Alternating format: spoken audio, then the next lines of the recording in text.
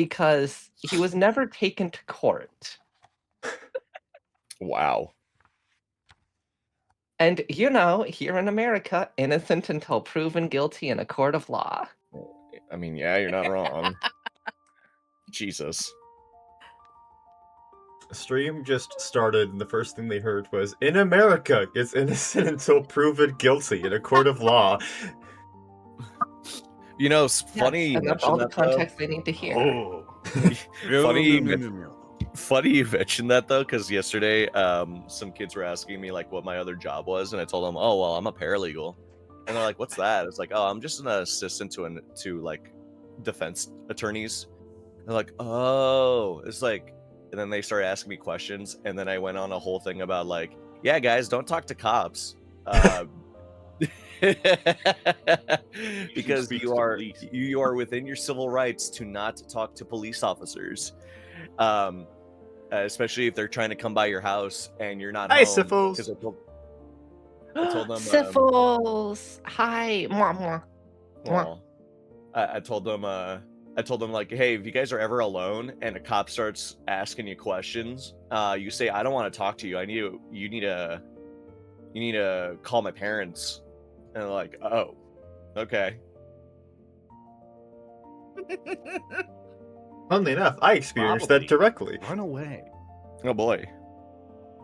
There actually generally was a court case in my childhood that was hinging on the fact of the police did not tell my mom that they were going to interrogate me. Jesus. She got really fucking mad.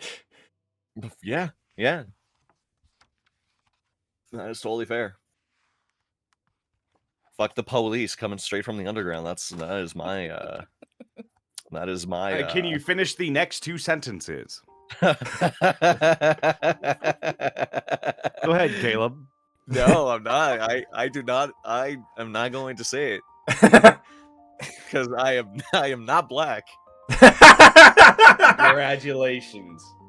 You saved yourself, please. Yeah. I Like, love I that. don't care how much my friend Wise tells me that I could say it. I'm like, no, I'm not gonna say it, dude. Yeah. Sorry, my humor's edgy. All right, so I have a fantastic bit of comedy, everybody. As it turns out, Kama is currently out doing grocery shopping, and will be there for a couple hours. So we're gonna have to figure out who's gonna be the main protagonist now. Well, that's either gonna be you or either of us. I mean, we could go with the meme of having Buck add a fourth person. Wait a minute. I mean, Also, all you're hi, doing is Grimlock. narrating. Why don't you do it, Bragi? Yeah. Ah, yes. Okay, All wait, I'm I'm doing almost is sure Buck- 70% of the entire thing. You brought this on yourself, my friend. I did. Graham, which one of you is the evil? It's okay. Which one of you is the evil Graham? Not in a fight, though. Yes. I think the other one is a software program. Okay, so other Grim is evil Grim. Oh, hey, Grim and Bragi. That's a cool sorry, emote you've got there. Is that what your 2D model looks like? Yeah.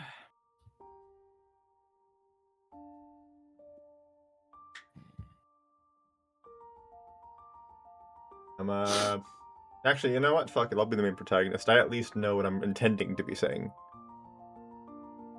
Ooh, so that is what your model looks like. Cyberpunk AI. Of course, Sick. Syphils doesn't mean like I will lobotomize you.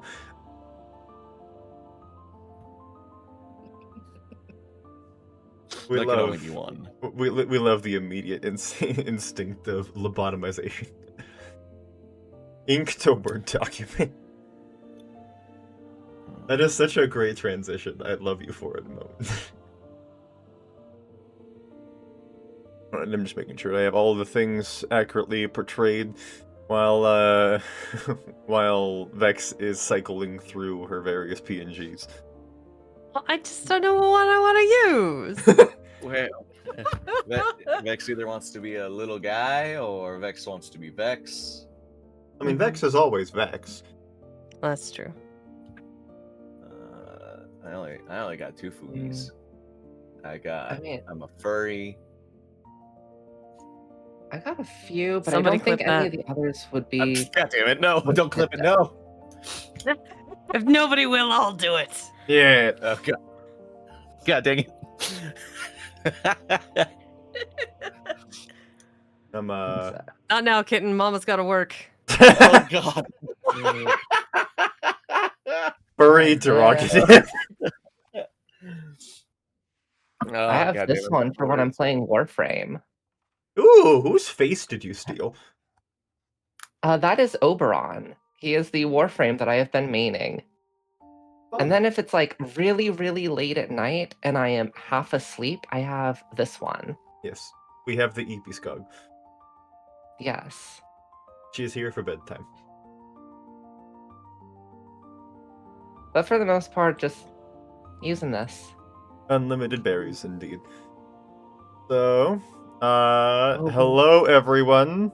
I see Moon also plays Warframe, as seemingly my entire community, except for me, apparently does. I am surprised you don't play it. I just never got around to it. At this point, I'm thinking of just, like, starting a clan so people could do all the farming for me. Oh my God.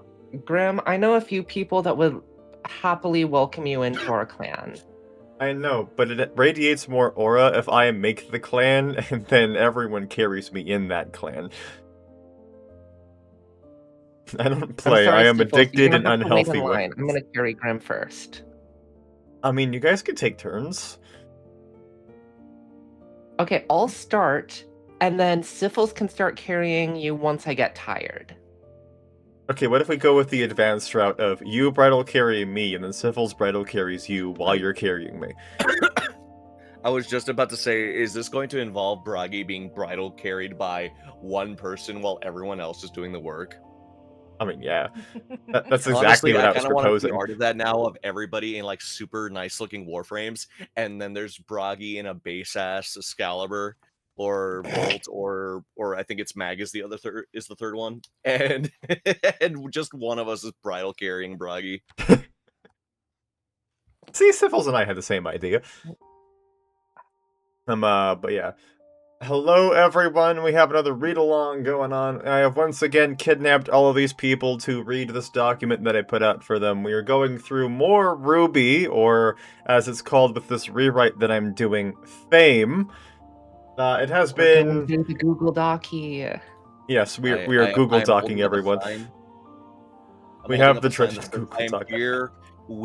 I'm here under my consent, and then there's a parenthesis, not somewhere in that sentence. Thank you for the hydrate, Grimlock. It feels so awkward to say my own name. Yeah. But, yeah, so, for those who are coming in for the first time, Fame is a rewrite, and I'm already getting a stretch, thank you. Fame is a rewrite that I am doing of the show RWBY, mostly because, it is dog shit, and it handles all of its information and characters terribly. Oh, I hear my back crack. You know, I heard my back crack. Beautiful. And, of course, Skog starts with the star checks. That will be after we finish the reading, so we can just do the whole thing in one shot. Okay. So, yeah, we have already gone through 3 chapters of this, and for a quick rundown of all of the events, our main protagonist, Andrew, Black or Blue, has spontaneously appeared in the world of RWBY at around the start of the show. He has been recruited by Headmaster Ozpin to be enrolled at Beacon Academy and also be an ally to Ozpin in this secret magic war that Ozpin is a part of. And in order to maintain cover, Andrew is enrolling as one of the students, and they just completed their initiation trial to determine who the teams will be made up of. I will not need to say who is going to be in his team because we're literally about to have the ceremony of them forming Z teams. So it would just be redundant, repeated information. With me today, I have a couple of brand new voices that have not been heard on this channel before. From left to right on my screen, we have yet another one of my model siblings, Bacchus Aurelius. Introduce yourself, brother. Eat dower. Eat dower. Eat dower. Eat dower. Eat devour, sucker of the flesh of man, stiff and disgusting. Hello, I am Bacchus, your local eldritch man. And by eldritch, I mean I am a monster that mama shoved into the body of somebody and tried to tame. That's not how it's gonna work in the end. But we'll find out when I eat the stars. Indeed. Nice. He also makes a fantastic cocktail. Next is Caleb Obscurus, who has definitely been here too many times. I mean, I can always just leave. I meant that more in the sense of, like, at this point, you're just tired of how long my chapters get. I just can't handle the length sometimes, Bragi. It's just too long. It's fine. You're getting the double heaping today. Oh yeah. Yeah, because I'm gonna then read No Good Man later. But Yeah. yes, for anybody who doesn't know me, my name's Caleb Obscurius. I'm the founder of the Royal Archives. I am a variety of YouTuber, my general focus being on narratives, whether they're narratives I'm reading myself or they're ones that I'm experiencing again or for the first time. That is my general jam. I love storytelling. I love character and world building. But yeah, welcome on in. Then after Caleb, we have Neon Honeybee. Hello, hello. My name's Neon Honeybee. I am a tea witch of the broom wheat variety. I run an apothecary that also doubles as a reading cafe. And then we have Skug. Hi. I found Grim one day, and I started bothering him, and I just haven't left him alone since. Nice. I mean, that really is accurate. Genuinely, just like, I have no qualms about this, but Skug kind of just popped up in my DMs and said, hey, you want to have fun together and be friends? And I said, sure. You got adopted by Skog. Yeah. Yeah. The introvert was found by the extrovert and forcibly adopted. Do not resist. I mean, I wouldn't say I'm much of an introvert, considering how social I am with people, but you're definitely more social than I am, of just being like, I like this person, I'm gonna talk to them. Exactly. And then, for our final cast member of the day, we have Vexing Cat. Hello. Hi, my name is Vexing Cat. I am a Tiger Librarian VTuber. I read books on the internet, primarily classic literature and poetry, and I'm excited to come back to do more reading with our dear Bragi here. Indeed. And today, for our fourth chapter starting line, it will be the only one we are doing today. For those who have not been present for previous read-alongs, our general rhythm is that every 2 weeks, assuming everyone is available to do so, we will read a single chapter of the famed story, mostly so that I have enough time, if I have the motivation to do so, to actually write a chapter in advance and make sure that there is always something more for us to read through during the next session. So, enjoy, sit back and relax, have whatever snacks you feel like. It's around noon-ish for me, so enjoy your lunch if you're eating lunch at this time. And if you want to make me suffer, there are redeems everywhere. It's what? It's 14:30. Lunch was 2.5 hours ago, buddy. Just because it's 2 p.m. for you doesn't mean it's not 11:28 for me. Look, just because I slept through lunch doesn't mean you can brag about getting snacks right now, okay? Excuse me, if it's before 3 p.m., it's still within the window of lunch.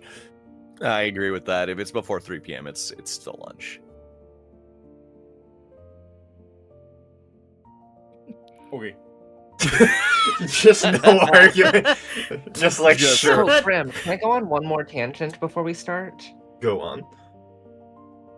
So as most of you probably know, Grim is an author. Grim has a few published books. One of my friends is being a test reader for Grim.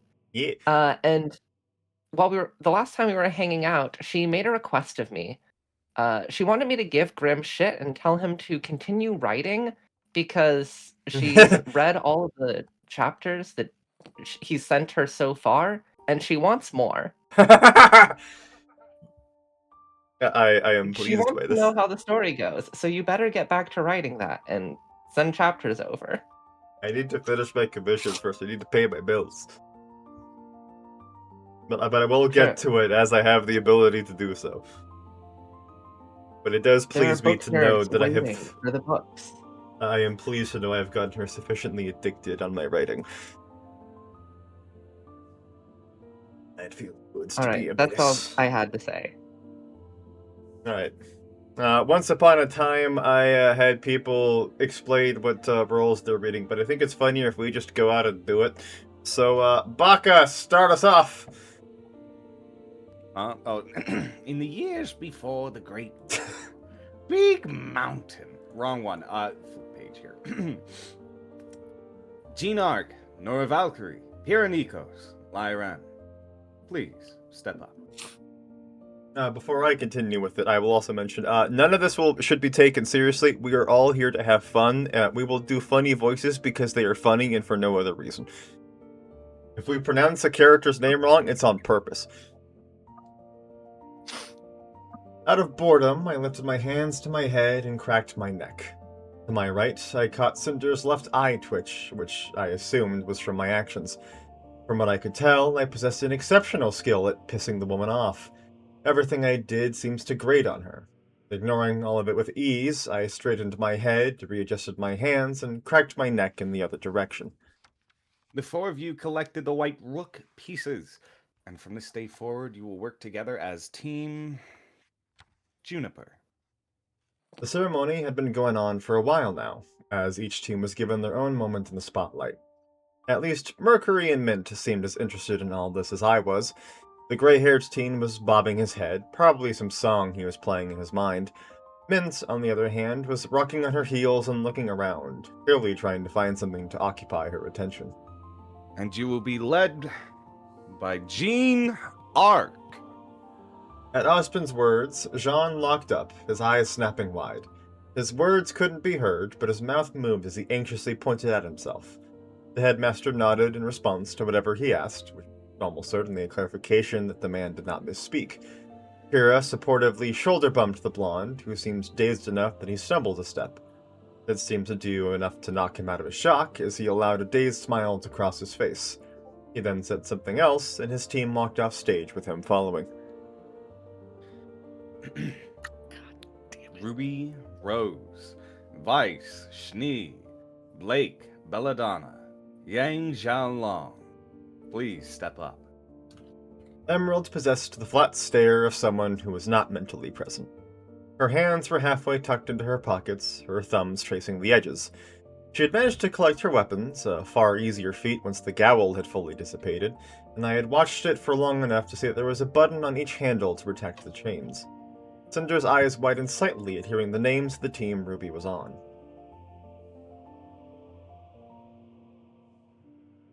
A Schnee and a Belladonna on the same team? She muttered under her breath, just loud enough that I caught it. Such a thing as begging for inter-team conflict. I hummed at the information. Blake certainly enjoyed prodding Weiss when she could, and the knowledge that it might be a familial feud was interesting. When Weiss had been going on about her family, Blake had pointed out about their controversial labor forces. I wonder if her family was one of those affected. The four of you retrieve the White Knight pieces. From this day forward, you will work together as Team RWBY. Well, that was just lazy naming if I had ever heard of it. And you will be led by Ruby Rose. And that only made it worse. Deadpan expression I spotted on my partner's face showed that she agreed with my thoughts. It was a good thing Ruby was socially awkward, otherwise that would be a recipe for a massive ego to form. Being the leader of a team named after you. I was gonna say it was a good thing none of her team seems to care, except that Weiss clearly did, with how her face turned red and her clenched fists shook at her sides. Man, bitch just cannot get over her own ego, huh? I whispered so that Cinder could hear it. Thankfully, a light breath did escape her nose.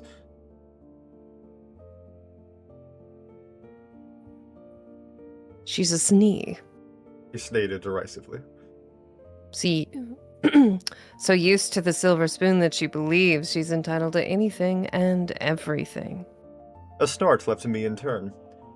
Worst kind of rich asshole's the one born into it. I crossed my arms as we all waited for the newly formed Team RWBY to leave the stage. They think effort is getting everything they need for anything they want. Bleed for it. Ember eyes blinked once they glanced at me, the slightest bit of respect within them. She was about to say anything, she was prevented by Ozpin. Cinder, fall. Andrew, black or blue. Mercury, black. Emerald, Sestrai. Please step up. I blinked and looked over at Mint, who seemed equally as surprised that her name hadn't been called. There didn't seem to be any offense in her expression, only pure confusion. Which was fair, there was no one left to be called up. Cinder nudged me as she stepped forward, and so I joined her, Mercury, and Emerald as they stepped onto the stage. Ozpin's brown eyes were filled with intrigue, which was nothing unexpected to me. The four of you collected the Black Queen pieces.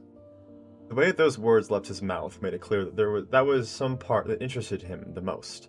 There was probably some sort of mental aspect to the pieces. A check to see what you were naturally inclined towards, probably. Thus, for the next 4 years, you will operate as Team Fame. Again, I caught how he spoke differently.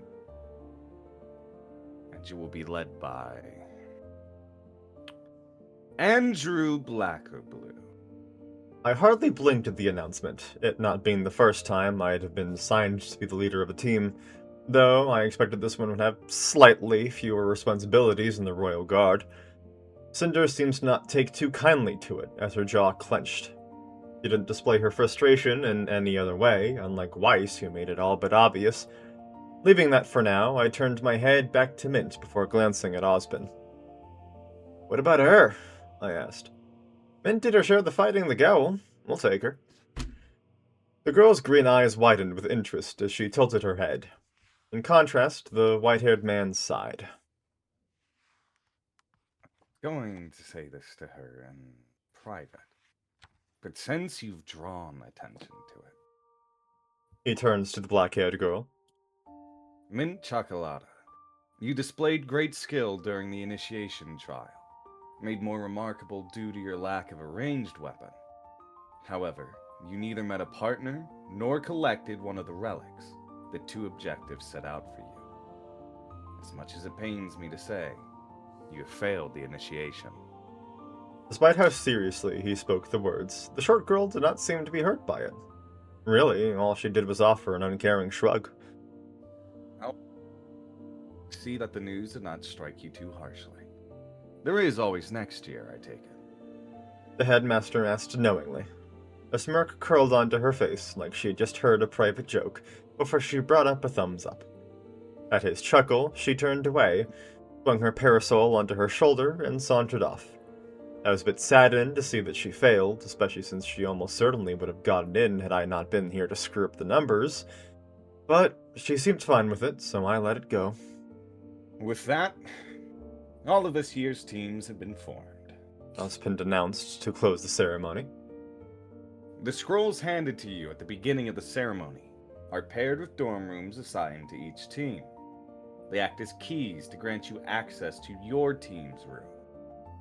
And each of you should, by now, have been sent a message on them describing which room is yours. Classes start tomorrow, so I encourage all of you to go to your new dorms and get settled in. Good day. Taking out the phone-like device I had shoved into my pouch in my suit, I saw that the screen did indeed have a message displayed on it, reading Room 106. "You all got the message too, yeah?" I asked. Emerald and Mercury both took out their scrolls before giving out their own confirmations. Room 106. Cinder read aloud from hers before craning her gaze up at me. How did you get assigned as leader instead of me? He challenged instantly. I am the one that gathered the relics and coordinated a better battle strategy than you. The only area in which you contributed more was destruction wrought. She was very good at making the compliment sound like anything but. I had a good feeling the biggest factor for me being the leader was Osmond's favoritism of me, but I certainly wasn't going to say that. Sometimes the leader is just a flag bearer, I chose instead. I'm flashy and draw attention, so eyes are going to be on me anyway. Better that the strategist gets time to think, wouldn't you agree? Another flash of orange passed over her narrowed eyes. Off to the side, Emerald and Mercury stood tense with their eyes wide. You are disgustingly capable at placation. Cinder seems to force the words from her mouth. The shrug left me. Not the first time I've been the leader of, I revealed. Wasn't the strategist of that one either. I know my role. Is that your way of saying you'll leave strategy to me? For the most part, but I'm gonna make a few tweaks if I have to. At my words, she almost snarled. As long as you keep in mind that any failures from tweaks you make are your fault only. Never was a fan of misplaced blame, I agreed. You ready to check out the dorm? I want to get our shit sorted before we turn in for the night if we can. Let's. Just as I was quickly figuring, turned the topic toward efficiency and she would stop fighting. I'm taking the first shower. The archer announced as she began strutting toward the direction of the ballroom. My eyes rolled as I didn't give a shit what the shower order ended up being. I waved for the last two members of our team to follow along as I walked off after her. We caught up to her easily enough, and the four of us stopped at the ballroom to collect our things before continuing on to the dorms. Once we reached the room labeled 106, Cinder held up the school-issued scroll to the doorknob, all of us hearing a gentle whir and click to signify the lock sliding open. I hummed in interest at the mechanism while we funneled into the room. There was a window directly above a low-standing bookshelf situated across from the entrance, with red curtains. A brown carpet covered the floor with a circular red rug that had a gold edge in the center of the room. 4 beds lined the wall with the window, 2 on either side, all with the heads against the wall. The beds all sat in light brown bed frames with white sheets and red blankets. The entrance was flanked by 2 wooden desks, each with a desk lamp on them and shelves drilled into the wall above. 2 more desks extended to the walls, though sticking to the front half of the room. The divider between study area and sleeping area appears to be a pair of doors that were opposite each other on the left and right walls. As the other 3 all claimed their beds, I walked up to the door on the right and opened it.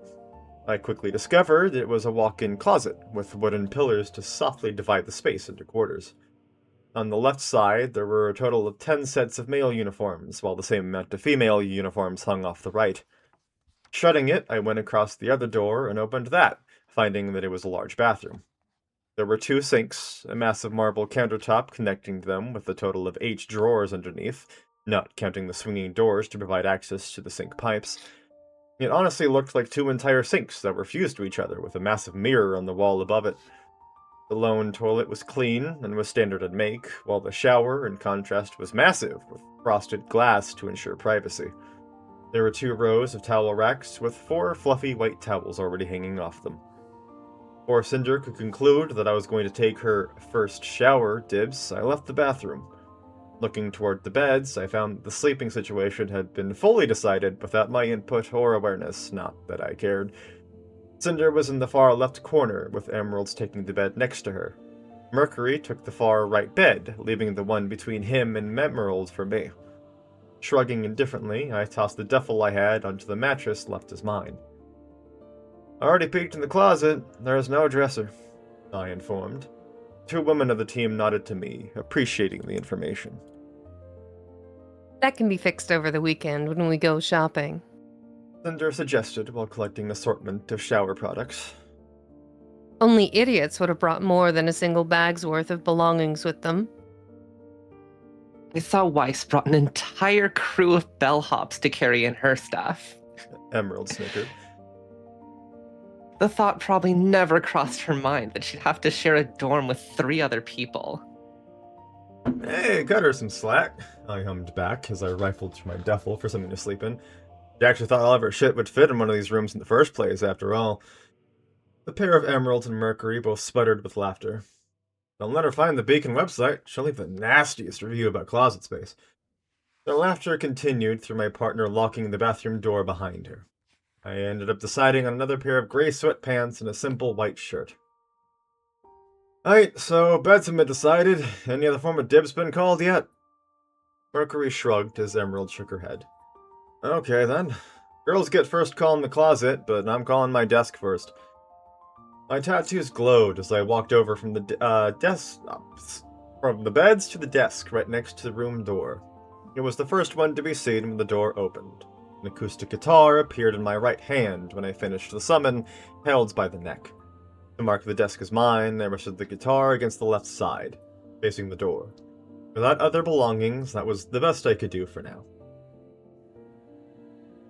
You can summon things other than weapons. The gray-haired teen asked stupidly. Why did you summon a guitar? The pastel green-haired girl questioned at the same time. Turning back to them, I strode over to my bed, moved the duffel so that it sat on the floor just off the foot of the bed, and flopped on my back onto the mattress. My semblance, summoner magic, lets me summon things into my hands. Most use I get out of it as weapons, but it's not the only thing I can summon. I need to have a solid idea of what I'm summoning, as well as experience with the materials it's made of. And you decided to use up your aura summoning a guitar to mark your desk. The dark-skinned girl deadpanned. I brought up my right arm to lazily wave it off. Only energy spent is in the process of summoning and desummoning. I condense my aura into physical shape, and from there it's basically independent from me. Anything I've summoned, I can then forcibly dissolve, and if what I summoned happens to break enough, it'll fade on its own. Could you summon Lien? Mercury wondered, which drew a glare from Emerald. I linked my hands behind my head and crossed my left ankle over my right. None that would hold up to any scrutiny, I grunted, earning the surprise from them both. It's technically a form of creation, only it works at its best if I'm following a template. That's what makes it summoner magic. Any Lien I create either fundamentally wouldn't be accepted by a bank, or would be an exact replica of an already marked Lien. Which would be flagged in their system. The red-eyed girl sighed. Back to my question, why a guitar? I like music, was my simple response. Great. The gray-haired teen rolled his eyes before similarly flopping onto his back. Our team leader is an asshole who likes to make noise and tell people that they just don't understand when they tell him to shut up. I had my eyebrows raised. Sounds like someone's got a problem with street performers, I pointed out. Damn straight. He voiced. Uppity shits just claim street corners bother everyone else close to them and get money from every pitying dumbass that feels sorry for them. Then they turn around and whine about it like it's everyone else's fault that they're even more annoying bums. Oh, so you don't hate street performers, you hate people that you feel aren't putting in the effort, I realized. Oh, I do hate street performers, though I hate people who half-ass shit too. Tell a street performer to get a day job and work to get a gig that means anything, and they'll bitch and moan about how you're stifling their creative talent. Last words were spoken as a mocking mimicry. I laughed at the display. Yeah, I'm sure I'll turn you around to it, I spoke confidently. I ain't one that takes donations anyway. I just play. Yeah. Mercury snorted disbelievingly. Sure. Cinder came out of the bathroom in a pair of black yoga pants and a shirt the same shade of red as her combat dress. She was meticulously taking a brush to her hair, a towel over her shoulders to keep her hair from wetting her shirt. I'll take the next shower. Emerald jumped up, her own collection of shower products in her hold. I'll go last. The gray-eyed teen grunted. I take a while. That better not be because you jack off in there, I warned immediately. Hey! He shouted, his voice filled with outrage.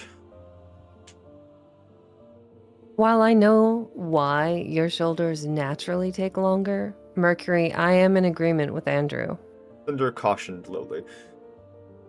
If I catch any hint of you using the bathroom for anything other than its intended purpose, you'll be even less of a man than you already are. That goes the same for you, leader. Don't need to worry about me doing that. Never been one for it. I bobbed my left foot to a rhythm that appeared within me for no reason. We'll see if your actions support your words. Nice to see you trust me so much. Even having known her for as short a time as I did, I found myself unsurprised. I've already called dibs on a desk. I figured you and Emerald should get first claim in the closet space, so you can get your shit sorted now if you want.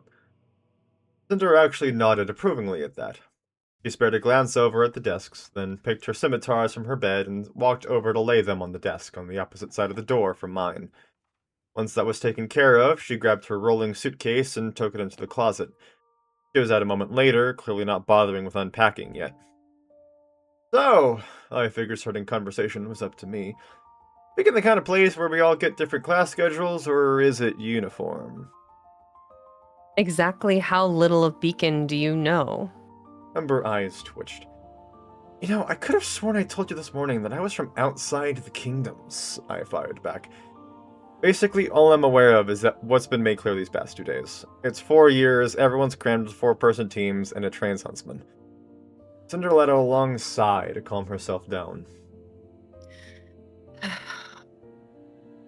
Classes are uniform.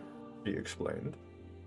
Breakfast is available from 7 in the morning in the cafeteria. Our first class tomorrow is at 9 in the morning. Grim Studies with Professor Port. Then is History with Professor Ublek at 11. Lunch is from 1 in the afternoon to 2. Then Stealth and Security with Professor Green until 3:45. Finally, from 4 to 5, we have combat class with Deputy Headmistress Goodwitch. Our schedule on Tuesdays shares our first and last classes, though History is replaced with Plant Science with Professor Peach, while Stealth is replaced with Weapon Crafting and Upkeep with Professor Mulberry. The schedule with Professors Ublek and Green is every Monday, Wednesday, and Friday, while the schedule with Professors Peach and Mulberry is every Tuesday and Thursday. I nodded gratefully at the rundown. Bit of a late start from what I've heard other schools have, but I appreciate having more of a morning, I commented.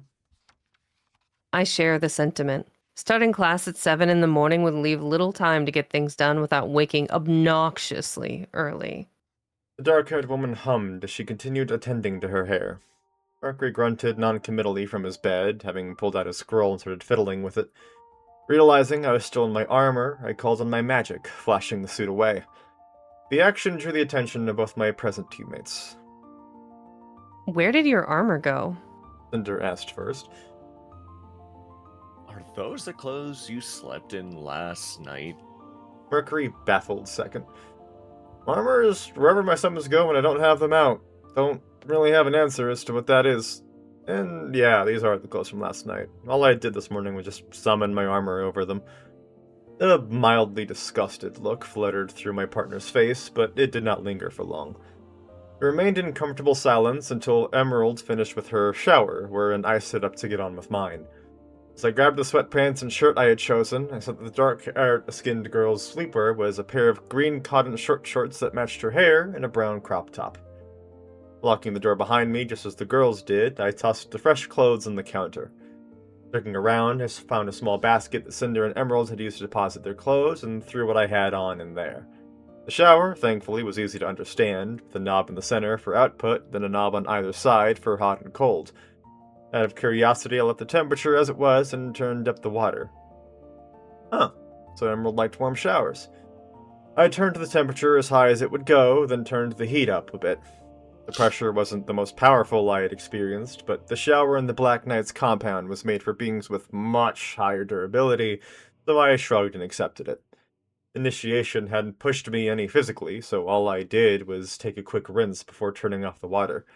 Figuring Mercury would be antsy, waiting for everyone to take their showers first, I decided to towel off my lower half until I could throw on the sweatpants and step out. I could dry my upper body while I was sitting on the bed. That was quick.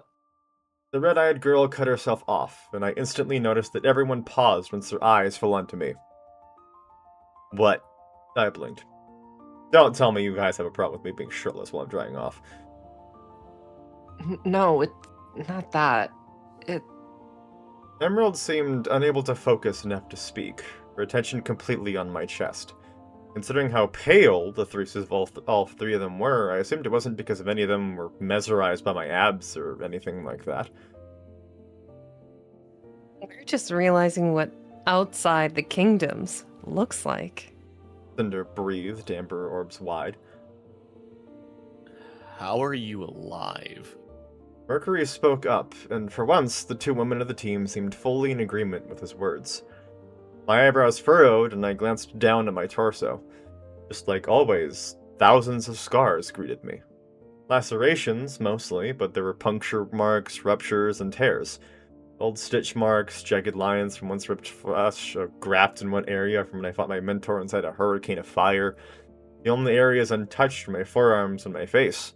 My forearms due to my magic, and my face due to my mentor having always gone for incapacitation rather than outright murder in our spars. You all look like this is your first time seeing scars. Andrew, you do know how serious it is for a huntsman to have scars? My partner's voice was light. They hunt grim, don't they? Wouldn't scars be normal? There is a saying in huntsman culture. Cinder spoke. Slowly. Even the smallest scar is a tragedy. The only way for someone with aura to get a scar is if they fought beyond the point that theirs broke, or if something struck them so hard that it overwhelmed their aura. In either case, it means they were in a situation they were lucky to make it out alive from. My eyes widened. How did you... Emerald whispered. Well, it felt rude to leave them in the dark, and it wasn't like it bugged me. My training, I answered easily. The guy that taught me how to fight was real simple with his instructions. Don't die. Somehow, all three pairs of eyes widened even further at the explanation. I waited for a few seconds for any more questions to be asked, but they all seemed content to remain stuck in shock. Shrugging, I didn't bother putting on the shirt as I went over to my bed and fell back onto it. Alright, if 20 questions is done, I'm gonna hit the sack. I'm gonna explore Vale after class tomorrow if any of you want to join me. A series of dazed rejections greeted me, so I shrugged once more, figuring each of them had already seen the sights, and closed my eyes. As it always did, sleep came easy, and waking up came easier. My eyes fluttered open, and the first thing to greet me was a drowsy feminine groan. No. Emerald's face twisted, as the act of opening my eyes meant that their glow struck her directly in the face. Why? It seemed she fell asleep facing me, or turned in my direction while she was out. I sat up and cracked my neck, then my hands. It was the beginning of a small routine I had, to loosen my body and get myself ready. In an attempt to not rouse the other male of the team, I only spared him a glance to confirm that he was in bed. His own groan, filling the air, showed he was as easy to wake as his partner was. Starting to myself, I got up and went over to the rug, as it was big enough that I could do some stretches.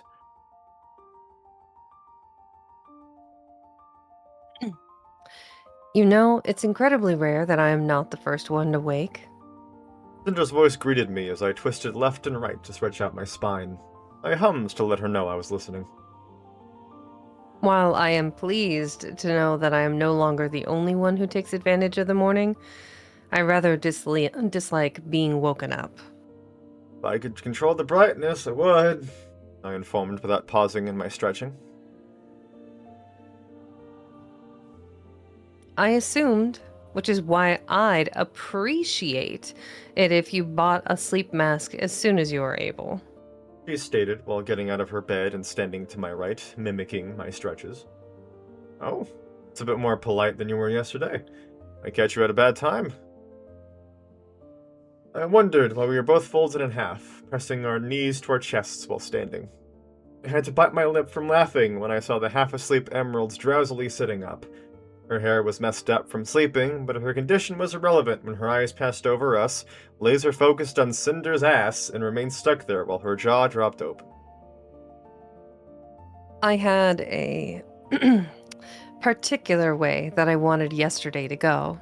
My partner admitted, her arms hugging her legs so that she could remain in position and coincidentally blocking her from seeing Emerald stare. Mint was supposed to be the fourth member of our team, and my partner. That you disturbed that, intentionally or not, had me quite vexed.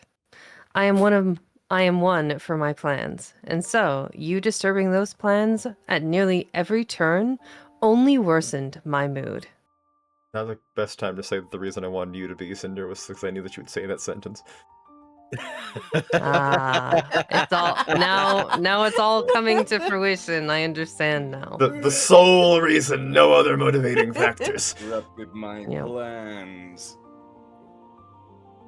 All according to Cake. I get Wow. you. Slept off the rage, right? I winked at Emerald before I straightened, then lifted my right leg straight up, hugging it to my chest with my arms. Cinder paused for a moment, clearly surprised by my flexibility, then copied me. I wonder if my partner caught the heavy gulp that sounded behind us. Quite. She confirmed while holding the position. So long as you do not prove deserving of it, you're not likely to see me as irritated again. I encourage you not to deserve it. The dark-haired woman led this time as she lowered her right leg, then brought up her left. I did the same and caught a glance of Emerald's face being bright red. I'll do my best, I chuckled. Just as long as you promise to not break out the leather if I do something wrong. While Cinder's head tilted in confusion, a choking noise sounded from behind us. At the sound, Amber eyes twitched and my partner returns to standing normally. She placed her hands on her hips and turns to Emerald, who was coughing up a lung.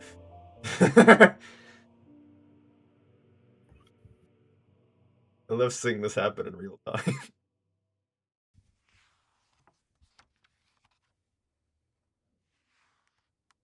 It's so much better because chat doesn't see any of this.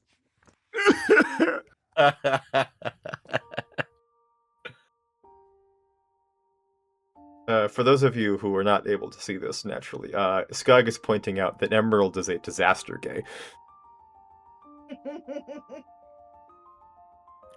That was beautiful.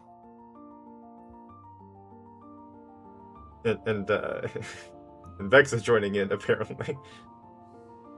I mean, promise to not break out the leather if I do something wrong is pretty fucking spicy. Yeah. You really had to say break out the leather, didn't you? I mean, if you saw someone reacting like this, as simple as stretching, would you not do the same? You know what? Fair enough. Yeah. I would. Skull. All right. I lost the plot. Where are we in this sentence? Emerald's only I'm the first scared. day. Okay, so it is that first line. Got it. Emerald, it's only the first day. I think it would be in your best interest to stop pretending to be sick. It might still be early enough to replace you with Mint. The archer warned. Laughing, I rested a hand on Cinder's shoulder. I'm sure she's fine. How about we go and get breakfast? She's probably just thirsty. The green-haired girl's coughing worsened. My partner sent one last look at the dark-skinned girl. I will see you both in class. She declared, hidden threat in her words, before she went into the closet to change.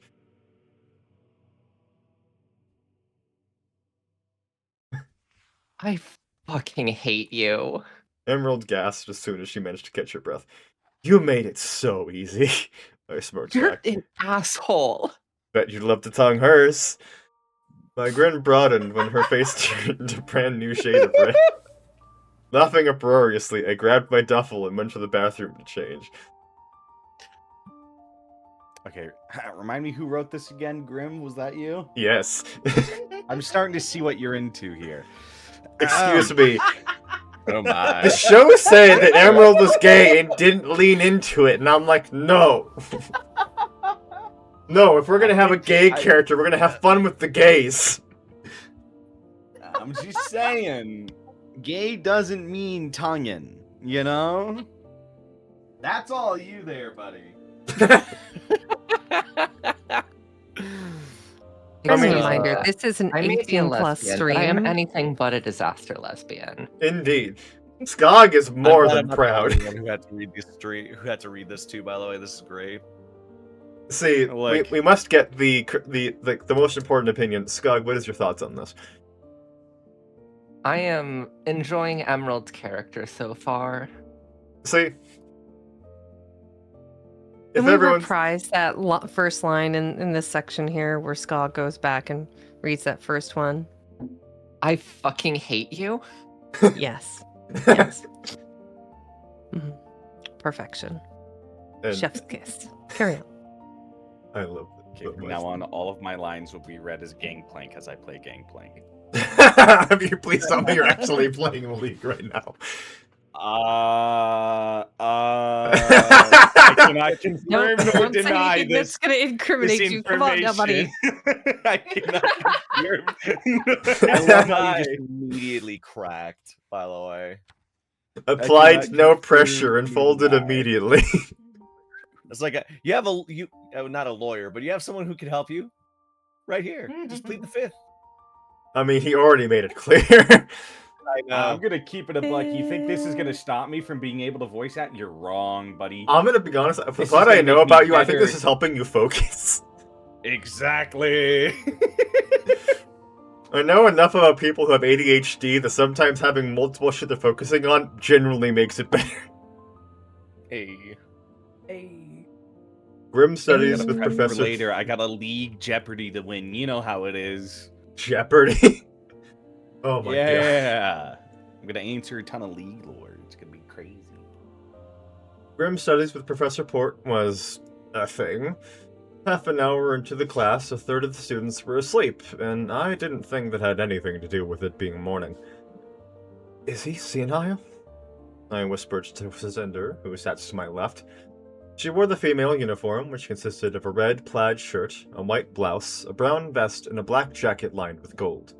A small red bow with the collar completed the image, and though several of the girls in class wore some kind of accessory with the uniform, she did not. I dressed in most of the male uniform. It was made up of a white dress shirt, black trousers, a white tie, and a blue vest under the same black jacket as the woman's. I had not bothered with the jacket or tie, and my dress shirt was both untucked and had the sleeves rolled up above my elbows. Even without considering that I wouldn't be able to cast spells, I just never felt comfortable when my tattoos were hidden. Of course, that drew a lot of attention to me, as my tattoos were twin black stripes that went from my elbows to my knuckles, ending in points both ways. Towards my elbows, the stripes supposed to curl into my arm and mirror the top, though ending at my wrists rather than continuing onto my palms. I am good at character introductions and definitely didn't realize you were 4 chapters in without a proper description.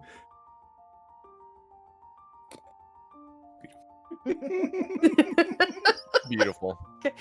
Locking in. We just need to find an artist who can draw Andrew. Funnily enough, thanks to Caleb, they is. Wait, what? They is? There is, I Wait, meant to wait. say. There is. Because of Sally. Oh, I was gonna say. Caleb, wait, you what? have I the didn't do- physical fucking book! The one that has her cover art, as per Runaway. Oh, okay. Yeah, that was Sally's. Oh, okay. I did not know it was Sully's art. Yeah. Oh, Yeah, I okay. commissioned her for the book cover. Neat. And also, for anyone who was present, I'll have to wait till the auto mod does it again. But amongst one of my links is my YouTube channel, and for those who are curious about this story, on the YouTube channel, we have the previous read-alongs and all of the VODs for it. So not only do you get the read-alongs and their stories, but you also get all of the unedited shenanigans of us doing bullshit like this. Go to my YouTube, read the things, you'll get all of the voice acting. I don't have a Rude. YouTube command, sadly. I Rude. just have Nightbot. Shame. Right. Shall I? Yes. I fear You do he have might be. exclamation mark books, which brings up a link to your Amazon page where people can buy your books. And it's true. There That was at least also one person really wants you to continue working on so that she can get past or see what happens next in the story. yeah. There's also exclamation point fanfic, which shows the actual website to where this specific story is published.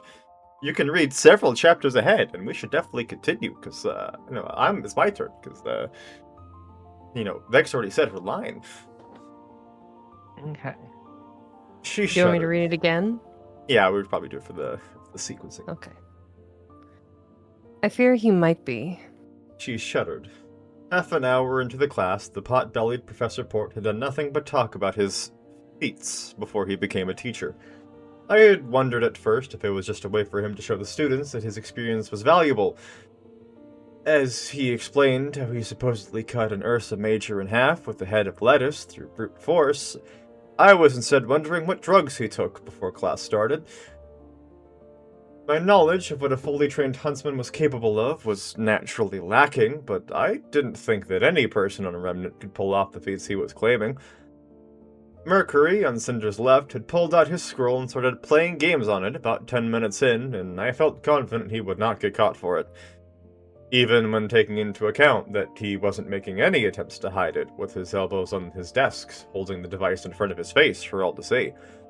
Emerald was on my right, counting the contents of the wallet she had stolen from the sleeping student on her right. There were a couple gift cards, a membership card for what looks like an arcade, a credit card, and what looked to be around 50 lien. Cinder, the poor soul, had pulled out a notebook when class started and transcribed Port's stories for a solid 15 minutes before she realized she was driving herself insane and gave up. The man had not paused in his storytelling even once, and had utterly steamrolled through any attempts to ask what the giant metal cage that was rattling angrily was. Mr. Blackerblue, thank you for volunteering. Every student in the room straightened in collective surprise, most of them looking like they had no idea what was going on. Unfortunately, that included me. I spared a glance to my team, only to find that even Cinder was lost as to what I had volunteered for. In fact, the only person who didn't look confused was Weiss, who was instead snarling with rage as she gripped her desk so hard that the wood splintered. What? I asked. Professor Port! Which shouted immediately with one arm raised straight into the air. She continued without being called on. I failed to see how Andrew Blackerblue possesses any of the traits you just described. I would be a much better example for displaying the traits necessary for a huntress.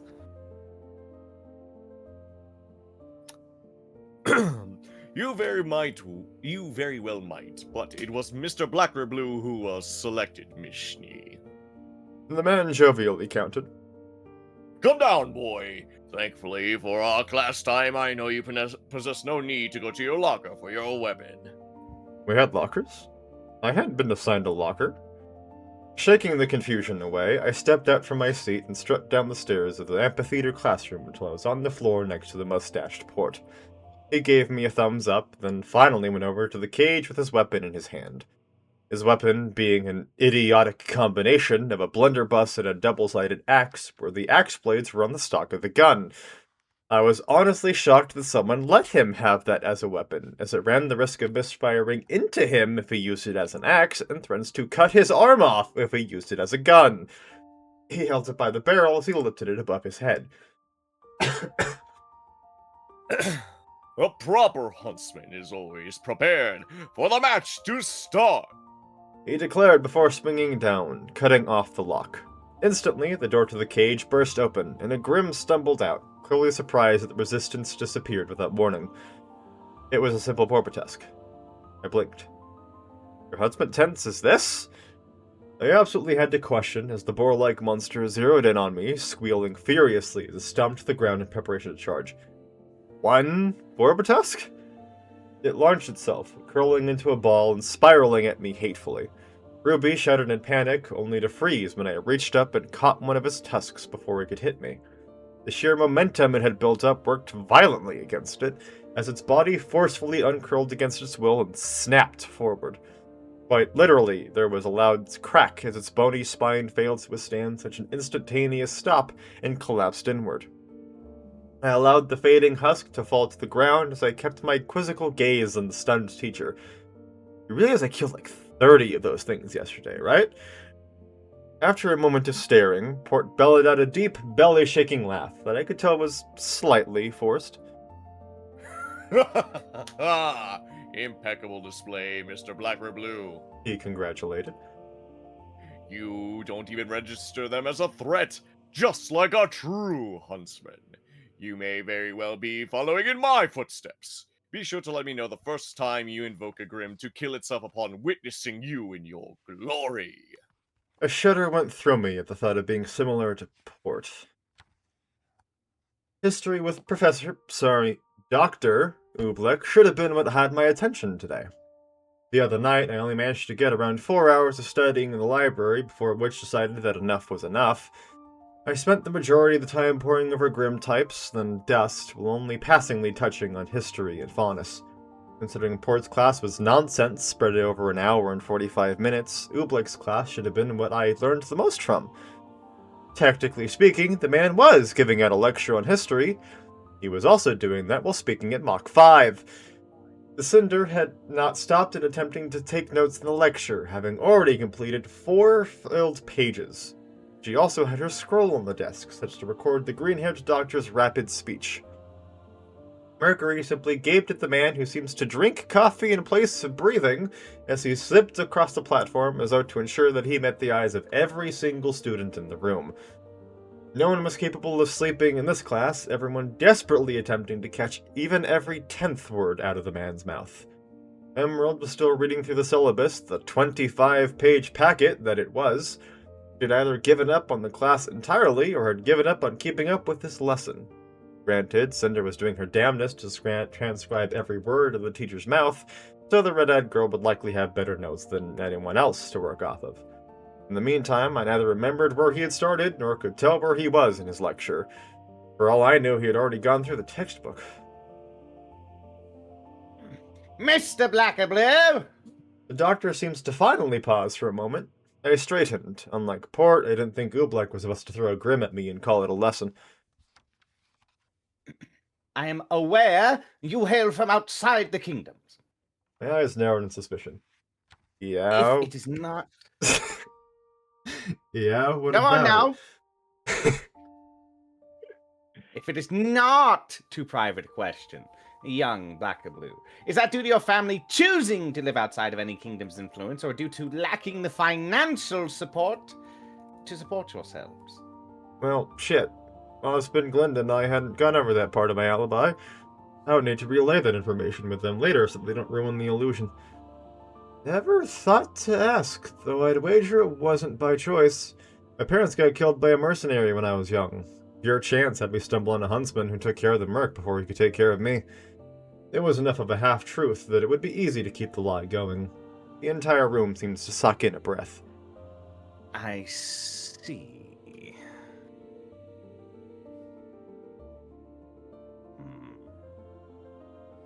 I apologize for not having the foresight to ask you about this matter privately. The man bowed his head. Once Headmaster Ozpin informed me of your status, I had thought that it might be a good opportunity to demonstrate to the other students how much of a luxury it is to be able to live in a city such as Vale. I hope that I did not dredge up any bad memories with my thoughtless questioning. No, you're good. Got over it a while back. The man seemed so heartfelt I couldn't help but assuage his concern.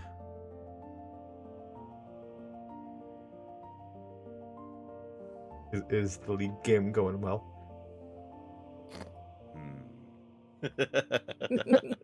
No, it's not going well, but I'm relaxing. Yes, you see. I have to think because of how this character is played. I'm trying my best to think of a way that's not a GP quote, but it's like a GP quote. He's noted to be very, very ADHD brained, right? And that does make sense for me because you'll just be silent and then all of a sudden word wall, which is what I'm about to do. I'm so happy for this I'm decision grateful. to join. I am your history professor, class. Please let this be a lesson to consider how your actions may affect someone else. It is only due to Mr. Blacker Blue's emotional maturity that I have not offended, and for that, I am lucky. Oobleck allowed another moment of silence for the students to take his words in before he resumed his ridiculously quick tirade. Moving on to history. Psst. Hey, Andrew. Mercury whispered over Cinder's hunched form, the woman having already returned to doing her best at keeping up with the doctor. I looked over to see a mildly perturbed look on his face. Do you know the name of the merc that went after your family? Nah. I shook my head slightly, which for some reason got his face to twitch just the slightest. It was a ginger, though. Green eyes, had the sleeve on his right arm removed to show a sleeve tattoo. That, even more oddly, got the gray-haired teen to relax a bit. Gotcha. He chewed on his lip for a moment, thinking up a way to not end the conversation on an awkward note. You said you met a huntsman who took care of him? Scared the piss out of him, I nodded. The huntsman I met apparently had a big name in the underground. Once he saw that the huntsman felt like taking care of me, he fucked off and I never saw him again. Figured that he went back to his circles and slapped a big old "don't fuck with this kid" sign on my name. That brought a further relaxed nod from Mercury. Good to hear. I think Skog, at least, is sufficiently aware to know why Mercury got very awkward for a second. I vaguely remember Mercury's backstory, but I don't remember what any of the characters look like from that. Oh no, the green-eyed dude is straight up just from, like, my actual books. The alibi Andrew is using his actual backstory, not anything he's pulling, like, to make up things. Okay. Alright. Stealth and security with Professor Green was something I found fucking hilarious. Just like Port and Oobleck, Green ended up calling me up as an example. I'd have called it an uncomfortable pattern had I not already figured out why she was singling me out. She was pissed at me slipping past the beacon alarms, mostly because she couldn't even understand how. And being victim to her passive aggression was proportionally hilarious to me because of that. Now, some of you might be asking, why should I learn about stealth and security? I'm training to be a huntsman.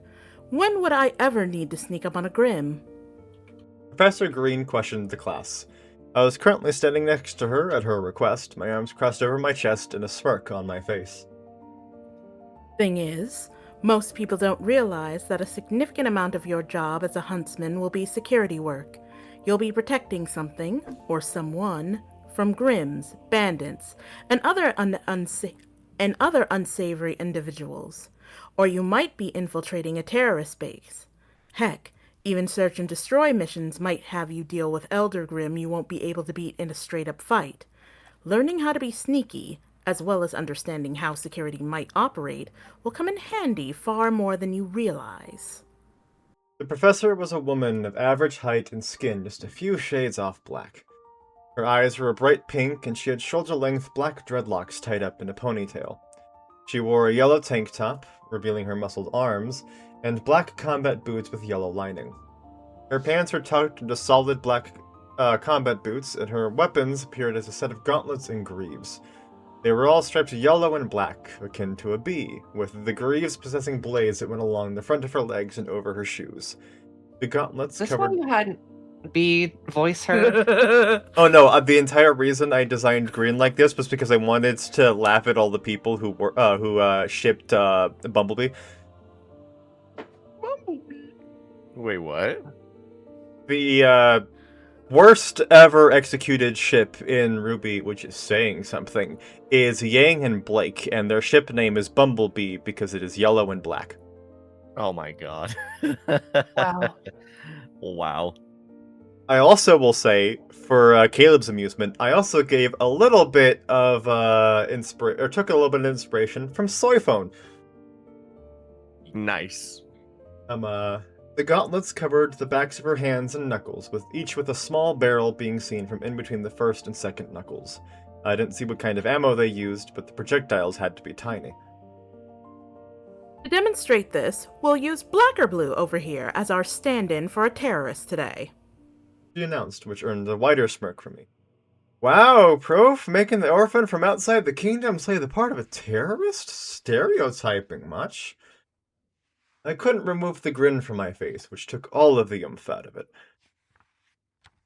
In this hypothetical, our scum of the day managed to infiltrate a center of information.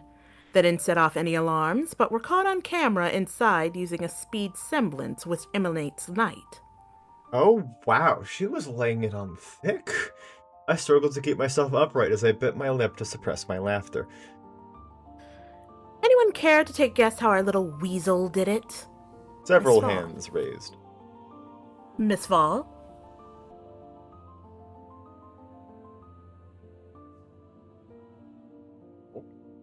Tiger Mama.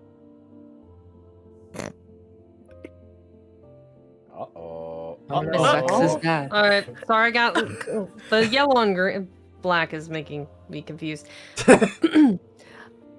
Are there any signs of forced entry? My partner dug for information. The teacher shook her head. Every door and window was locked, the skylights were untouched, none of the cameras watching the exteriors were altered, and there were no sign of damage to the building. Beacon's security guard elaborated. Mr. Ark. Is there a basement, some way for the target to come from underneath? He seemed hesitant to call me a terrorist, which did not help my ability to rein in my laughter. Nope. No sign of entry from an underground, so there's no way that the prick dug a tunnel or anything like that. Around half the hands lowered. Mrs. Sheehan.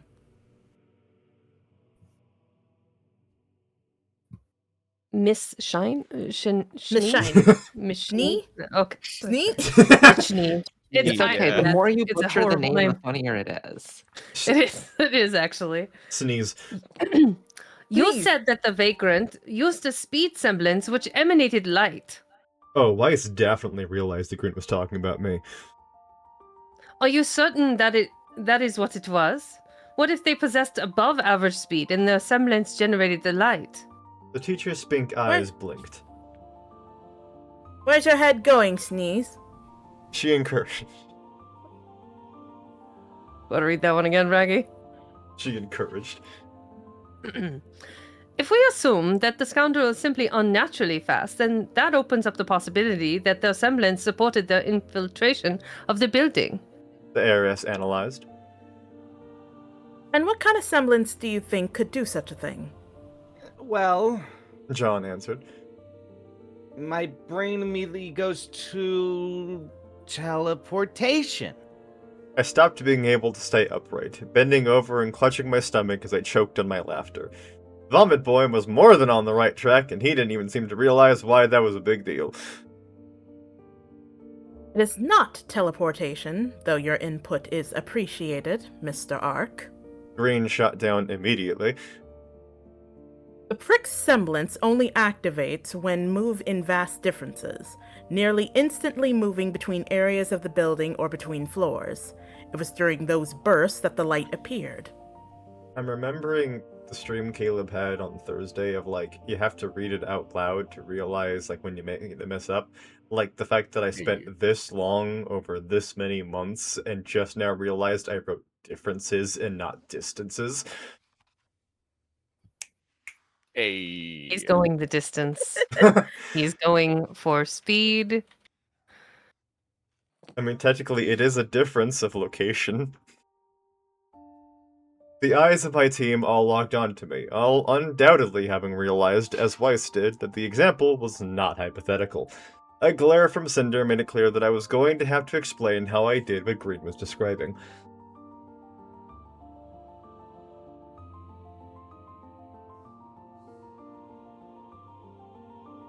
The pauses we keep having just, like, add to the comedy, honestly. I think so. Mm-hmm. Professor Green, Blake raised her hand. I'm not sure any of us are going to figure it out with that information. Could you please tell us the answer so we know what you're getting at? When you all graduate and become professional huntsmen, situations like this are things you have to figure out yourself.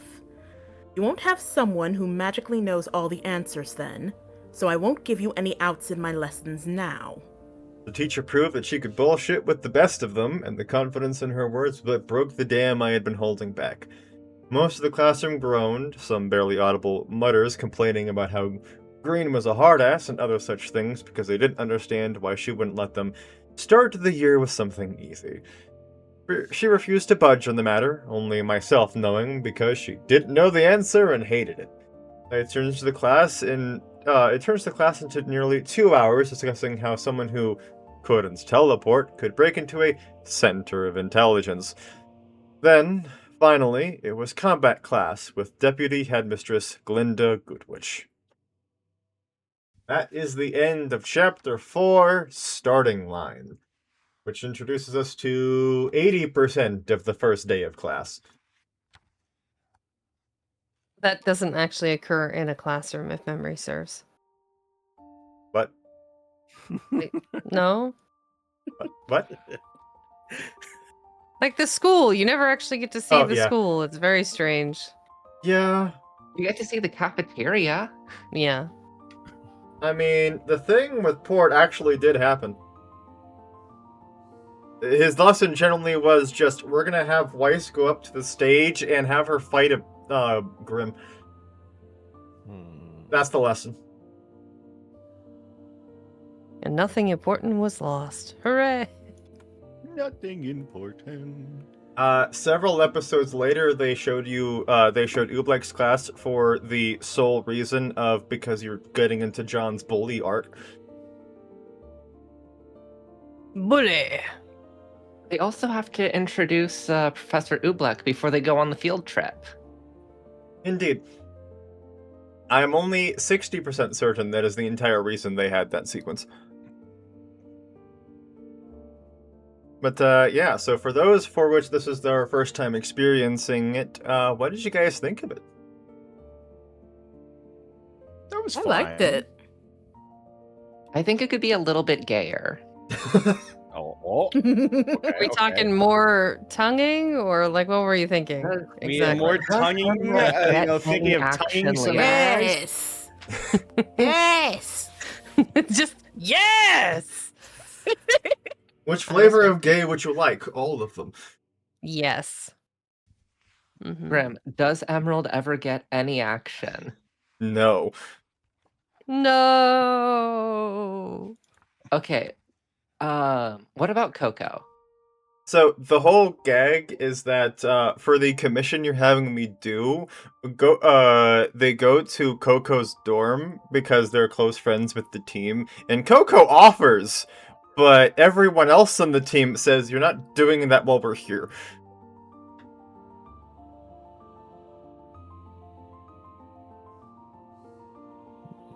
The rest of the team just assumes Coco's trying to hook up with them. Yes. To be fair, I'm gonna make it so that Coco's characterization is she'll taste anyone once. Giggity.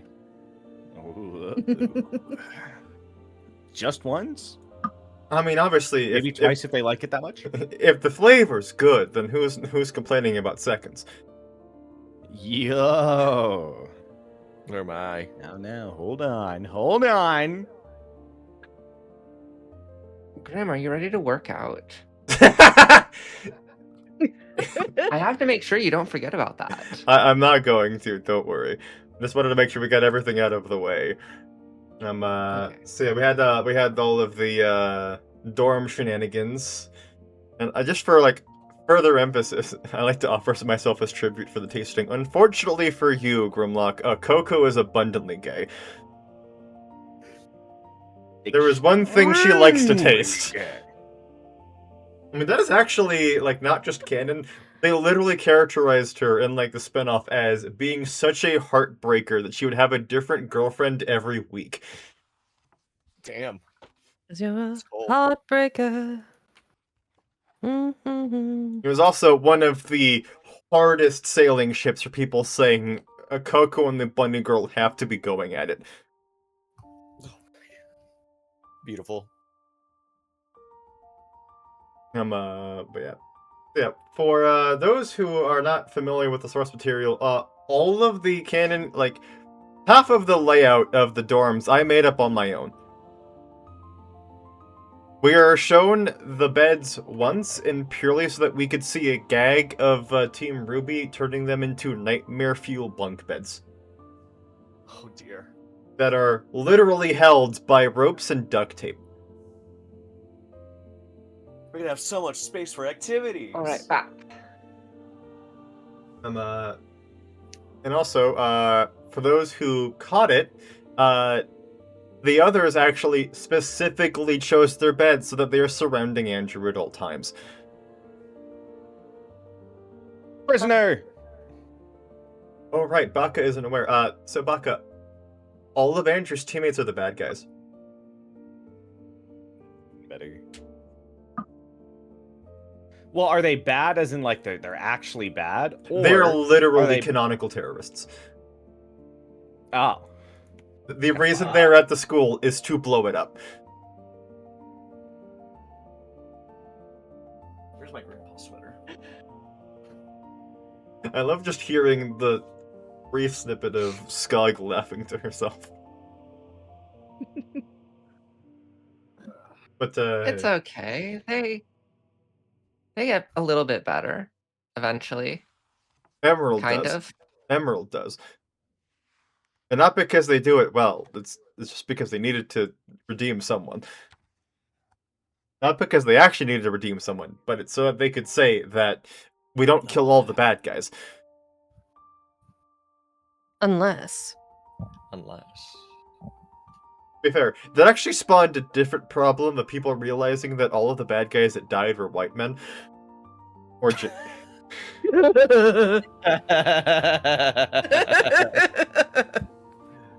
although it wasn't as bad as people also realizing that the only good guys that died were gingers. Dang. Right. Dang. One of them died twice. Because once wasn't enough. Oof. Actually, no, it was technically it was that was a technically thing that 3 times, actually. Technically 3 times. Man, she cannot catch a break, can she? No. No. Well, I mean, I guess RWBY almost half died. No, Ruby directly attempted to kill herself. There was nothing Jeez. half about it. The only reason she failed is because it's not how that worked, and she did not know that. She got better. In She the got dumbest better. way possible. That the lesson they taught I need to know so I can actively stroke pisses my me ego. off. The lesson they had for that actively pisses me off because it is horrible as a lesson. Ruby was going through a generally good character arc of being weighed down by all of her failures after she literally was the cause of 2 schools being destroyed, an entire city losing their only means of defense, and killing an entire country. And being the direct, indisputable cause for half of those things, which includes the destruction of a country. And when she says, I can't take the weight of my failures, literal God came down and said, you have done literally nothing wrong, you're perfect.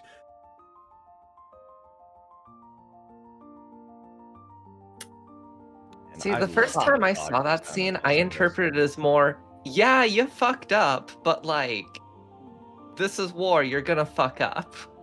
No, Ruby was directly saying, like she was saying, like, I can't take the weight of my mistakes. I keep like messing things up, and I needs to become someone else because clearly I'm doing things wrong. And Blacksmith directly said, "No, you're fine."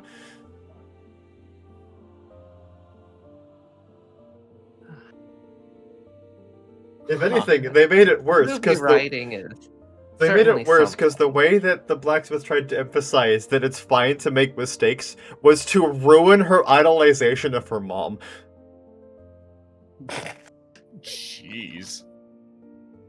the way she motivated it was that Ruby believed that her mother just died on like a sanctioned mission, but she found out that her mom lied to her and just went on with the literal absentee parent that her sister actively fucking hates. Damn. And that was the Blacksmith's way of saying, see, not everyone's perfect. It's fine to make mistakes, while ignoring that the mistake Ruby made was killing a country. Oh, my bad. I accidentally exploded a country. It was even worse Passion because exploded. the way she quote-unquote dealt with the problem was to forcefully migrate half of that country into a different country that was already famous for having incredibly terrible standards for living. So now it has terrible standards for living and is now severely overpopulated. Yeah, now it's dealing with a refugee crisis. Oh boy. And guess what? Don't forget, this is a world where if you have negative emotions, you'll literally become a magnet for the monsters to come kill you. Oh, no.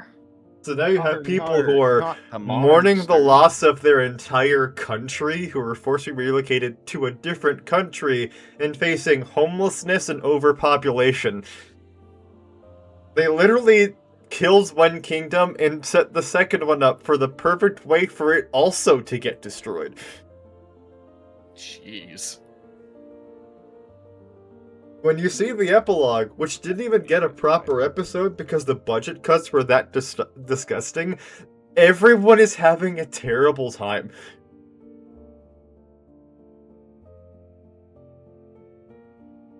Literally everyone. It is bad. And they're Yeah, it still sounds like trying it to too. say Ruby did the good thing.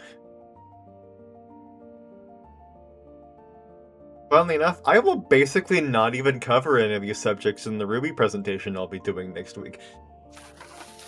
You're doing a RWBY presentation? Yes, I was actually gonna do like a promo post in the family server being like, hey, I have like a presentation I made about RWBY where I I explain like all of the narrative decisions and just the narrative decisions that made RWBY bad. And I was gonna invite people to join in on listening on it. Particularly because I was Particularly because I Everything was that going to be made having this alcohol show. while doing so, and I'm praying that I feel even buzzed. Good, it's a strange combination. Oh, Grim. You're so hopeful. I am. So, I didn't get a chance to say it earlier, but for a frame of reference of how high my tolerance is, Baka, I am certain, is absolutely familiar with what This an is a AMF callback is. to earlier in the stream. Indeed. Be Yeah. sure to go back and watch the VOD so you can catch all of the shenanigans on Grimlock Bragi. And if you missed the VOD, I'll also be uploading it on YouTube. There you go. But yeah, as I'm Don't sure forget to Baka like and is... subscribe. Yes. As Baka, as I'm certain, is more than familiar with, there is a stream called an AMF. While making it at home one time, for a stream in which I was drinking, I accidentally got the proportions wrong, and put 4 times the amount of all of the alcohol. Jesus. Yeah, it's something you should never do, by the way. I had 3 of them and didn't feel anything. Jesus. There were people in the VC with me who could confirm that if I did not specify I was drinking alcohol, they would not have known I was having alcohol. Beautiful. And naturally, just because I have a high tolerance doesn't mean my body doesn't fucking hate it when I get that dehydrated. So when I woke up, I was still fucking hungover. You get hungover. It had no actual effect from the alcohol while sober or while drinking. Exactly. Damn. All of the pain, none of the joy. Yeah. I know, it's misery. Shame. Damn. At the very least, I did successfully make, there were some friends of mine who made a bet with me while we were playing, of like, can I make a cocktail using, like, their distinctive colors? And a friend of mine succeeded in doing so, and it scared the shit out of us. Because, as I've informed Skog and Caleb, we accidentally somehow made a cocktail that is primarily alcohol that is perfectly indistinguishable from a can of Arizona iced tea. Plenty Ooh. of times, my dear Yeah, sibling. you're gonna have to Trust make me. that for me at off, Kai. Mm-hmm. To say it really quick, because he didn't give me the measurements, he just gave me what it's made out of.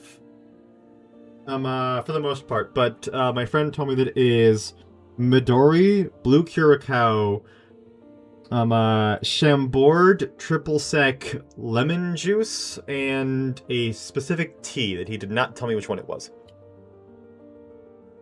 Wow. Is it green tea? It is definitely not. It was something like Long John or whatever the fuck it was. Long Island? It was not Long Island. Oh. Long Island iced tea? I mean, I'm pretty sure that has less alcohol content than that. A Long Island is all alcohol. Yeah. Excuse me, it does have a splash of soda. No. If they put anything other than alcohol in it, it's not a Long Island. It's something else. Yeah. Damn it. Really? I learned something new today. I had a version of it that was the I Hi, think it's called Ember. like the Japanese long tea, and it sounds very similar to what you're talking about, Bragi. That it has Midori with it. Yeah. Midori is great. It just tastes like melon. Mm-hmm. It's a good liqueur. It was funny because making that cocktail was the first time my friend and I had ever tried Chambord. And the only reason is that it is a raspberry liqueur. Oh, It's And very good in Ooh. Guinness. hey, interesting. I'm Huh. sorry, I would you never- made my mind crash for a second because you said put literally anything in Guinness. Like Guinness isn't perfect as is. I mean, Guinness Guinness is is great, but when you're there. drinking copious amounts of it, it kind of gets dull after a while. If you That's fair. add like a framboise, so like a raspberry beer or a chambord, it adds a little something extra. Ooh, That interesting. is indeed a good quote. I've tried some beers. I've never found a beer that I actually enjoy. So for me, top 2 is definitely Guinness is fantastic, especially with cold. If you have it warm, you're doing it wrong. And Sapporo Black. Those 2 are my 2 favorites. And then there's an ale that my friend managed to get from LA one time, and it was so sweet and tasted so good and had a fucking priest on the label of it, and we're trying to find it again because we downed that entire like 750 milliliter in like 10 minutes. It was so good. You know what? You have fun with that. I'm just gonna sit over here sipping my Moscato. Nice. Fair enough. Baka, you were about to say something about beer and whatnot? When it comes to beer, most are, well, I'm pretty certain. I forget fully what it is, but they tend to be wheat and grain based. Mhm. So wheat and grain, when you're actually brewing it, tastes like ass. That's why a lot of people say beer tastes like piss. There's a reason for it. When you get into rice beers, which is mostly Eastern, Like Asian- hibiki. yeah, right. Hmm. It's a lot more smooth. It's still, again, kind of bad. It has a lower alcohol content than basic like rye, wheat, other types of like grain-based beers. It'll have a lower alcohol content. However, it's a much smoother experience. So when you said what Sapporo Black, right? Yeah. Sapporo Black Premium is one of their better brews, and it is a very Ooh. smooth, easygoing down beer. I think it was specifically the premium that we drank because it was always very sweet. It's not even super sweet. It's just Sweet it's compares much to other lighter. beers. Yeah, right. And when you start getting into kind of the deeper understanding of how alcohol is made, and when you get into, like, let's say, for me personally, moonshine, it's really fun. Very dangerous. Don't do it unless you know people. Pretty much, the distilling process is completely different for everything. Wine is more so aging than distilling. Yeah. Right? Mhm. Because wine is made with grapes or Any typically Green berries. yeah, Like right, like it's like- more fruit than anything, Mhm. right? but you can make, say, fruit mash, which is something that they can do for hops, beers, and other such, right? So if you have a fruit hop or whatever, it comes out a little bit sweeter, but it's also just going to be a weird taste because of how fermentation works. I don't know. I do like your idea. I personally believe Guinness is the best grain ale, or well, not grain ale. It's more of a Guinness is a Stout. lager, right? Yeah. Stout. Isn't it a Okay. stout? I believe so. I remember seeing that it had lager on the label. Really? It might be a different version. Yeah, it's a stout. There's other stuff though to it. Guinness has like They have more than just. The harp, right? That's their lager, isn't it? I think so.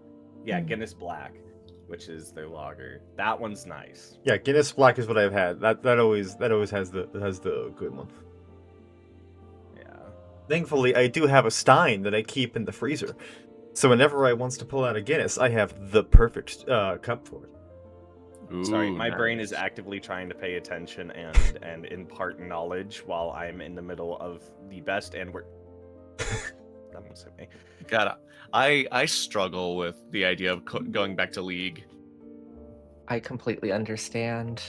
I miss my boy. I miss my edgy demon man. Which Oh, do you one? want to take a wild Okay. guess what champion I mained in Sorry, League? Fox.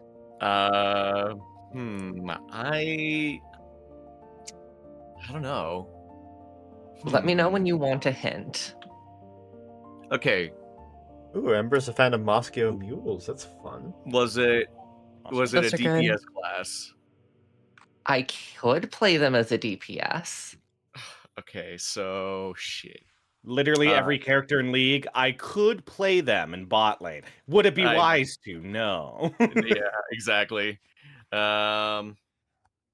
I've never played League, but I've No, learned 20 one okay, very 20 important questions, thing. That was your first question. Never play it. playing League? No, always blame the jungler.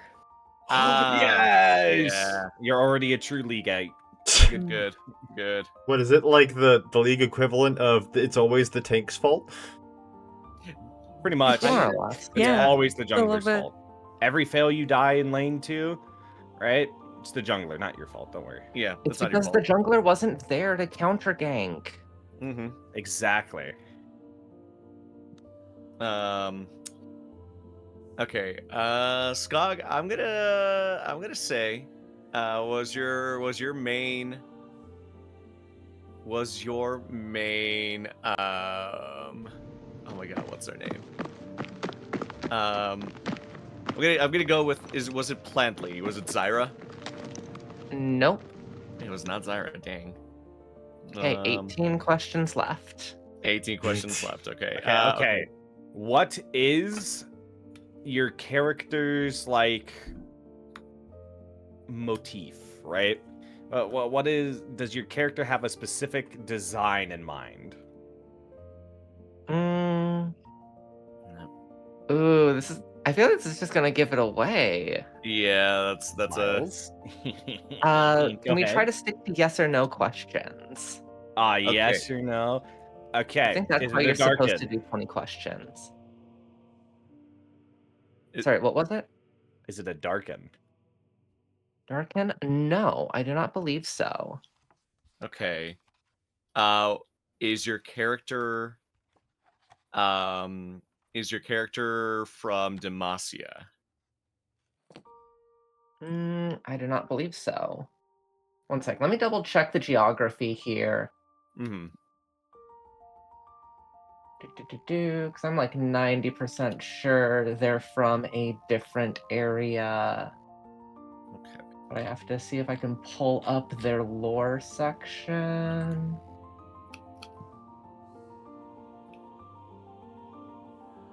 And Also, Baka, if you want, I am more than happy to have you partake in future read-alongs if you'd like to continue doing these. It's only if people will have me. I will I always got have lot you. on my plate. I love spending And I time don't with like people. bothering already pre-established things. I mean, this website my doesn't have whole the thing lore is just for embracing them. I don't know community. if this site have the proper lore. God, every website I'm seeing just has like the stats without No. having like the actual lore. But yeah, like pretty sure they're not Demacia. Okay. Are they a monster champion? Like, are they more monster than human, or? They're definitely not human. Okay, definitely not human. You can play them as a DPS if you wanted to.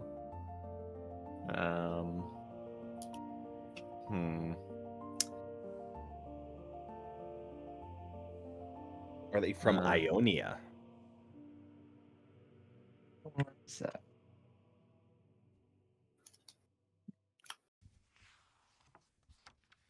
It's pretty much asking if they're like a beastkin or or Mhm. like a. one sec. Are they a Yordle? Ooh, that's a good one too. Yeah, I didn't have time to answer the last question, so I'll just say, yeah, they're a Yordle. So that is were you- Demacia, actually. Is Yeah. Bandle City in Demacia? Bragi, Yes, Yes. and no. are you writing? I I mean, always I'm thought Bandle fairly City was certain none outside of you want Demacia. me to just be actively writing smut in the VC on stream. Yo, But- can do. Thank you. Get that bag, Bragi. Get that bag. Stream that for me. Yeah, Stream yeah. that for me. Okay, thanks. Yeah, Excuse me, I'd watch that. this is not Blue Twitch. Only You have me pages. for like another hour and a half of nothing to do before I get ready for Jeopardy. So I Nice. will be sitting here. If you have anything, in fact, I'm just going to put Discord on my second monitor here. Okay, so did you play Yeah. Lulu? Bandle City is apparently in some weird like pocket dimension thing, which I don't think is technically a part of Demacia. Yeah. The Yordles are part of Demacia, technically, right? The only Yordle that I know that is part of Demacia is You're thinking Poppy. of Poppy. She's the Yeah. most obvious one. Tristana's Yeah. a Demacian, Teimo's a Demacian. They're part of the Bandle City Scouts, right? Oh. They Interesting. serve in the Demacian military. Oh, okay, interesting. Yeah. It's so great that's to weird. see Other this Yordles call. like in the lore. What is it? Scarl? I know Or- Poppy is Demacian because she left Bandle City and joined up with Demacia's military or whatever. Yeah, because she's looking for a hero. Yeah. I love being She's part of this technically whole the call hero, and not but don't tell understanding anything you guys are saying. So this is why I'm so good at Legion. I love the League lore, right? If you get into it, like what is it? Play the card game because there's so much lore ingrained into it. Mm-hmm. Instead of the actual game, and you'll be much happier as a person too. But pretty much, Bandle City, after a few mishaps, made a alliance with Demacia. One of the Okay, so they're more allied. well-known people is trying to think. Kled and Skarl are Noxian. Kled's technically Kled is technically also a Yordle, even though he's considered one of the tallest Yordles, so he's considered a half-breed. Kled is also what are his fucking titles? Oh, you want his full title? Hold on. Lord Commodore General of the 41st, right? It gets long. Yep. I love rednecky Yordle commander. Let me see here. Kled, and his title is very simple. I love him. Kled is the High Major Commodore of the 1st Legion, 3rd Multiplication, Double Admiral Artillery Vanguard Company, Lord Major Admiral of the 2nd Legion's Forward Artillery Cavalry Multiplication, the Cantankerous Cavalier, the Great Hussar, the High General Marshal Sergeant, the Mountain Admiral, the Lord Colonel Major Centurion, Rear Forward, Brigadier Admiral Forward, Admiral Major, Sir Admiral Major, Lieutenant Sergeant Commodore, Sergeant General Colonel, Sergeant Double Admiral. Yep, that's the title. How the fuck did How the fuck did that list make me, of all people, get like fucking flashbacks to working on base? Hey, man. I served on base. I understand you completely. Always reminds me of bad. Have fun, Like, Grimlock. Enjoy your errands. Okay. Appreciate being in the stream, and you have exercise with teams. Congratulations. Oh, are we redeeming exercises now? I'm honestly was afraid to bring it up because I was like, well, how come you haven't done it yet? But I'm like, no, if like the moment I do it, the moment is when you're going to redeem it. Oh. Yeah. No, Okay. You And I know was like, what? holy shit, we managed to go 2 whole hours without Bex interrupting everything with exercise. This is a first for the stream. I know the So we moment I got- see Bex in chat, I'm gonna start doing squats. Cold crunch. First things first, though, I will get some more water. I will be right back. I've redeemed all the will- things.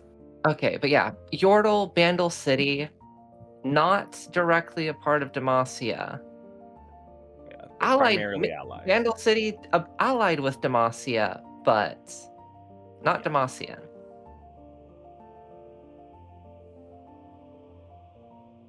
I don't care if they changed the lore since the last time I played.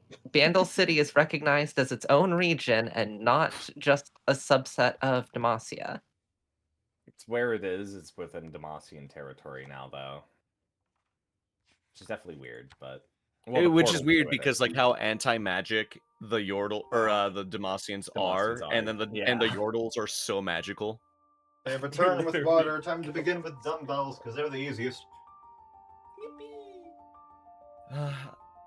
Okay. fold the Hey, paper, Ziggs crunch the isn't paper, lift the magical. paper, bend He the just paper. throws bombs at people. Okay.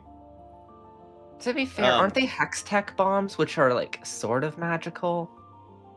Sort of, yeah. Actually, no. None of his bombs are hex tech. Oh? They're just Did bombs. they change Ziggs lore? Yeah, no, he's just considered a scientist. The last time I played, Ziggs bombs were Hex Tech. His Qs are not. His big ult is, though. I think that's a hexplosion, like, expert.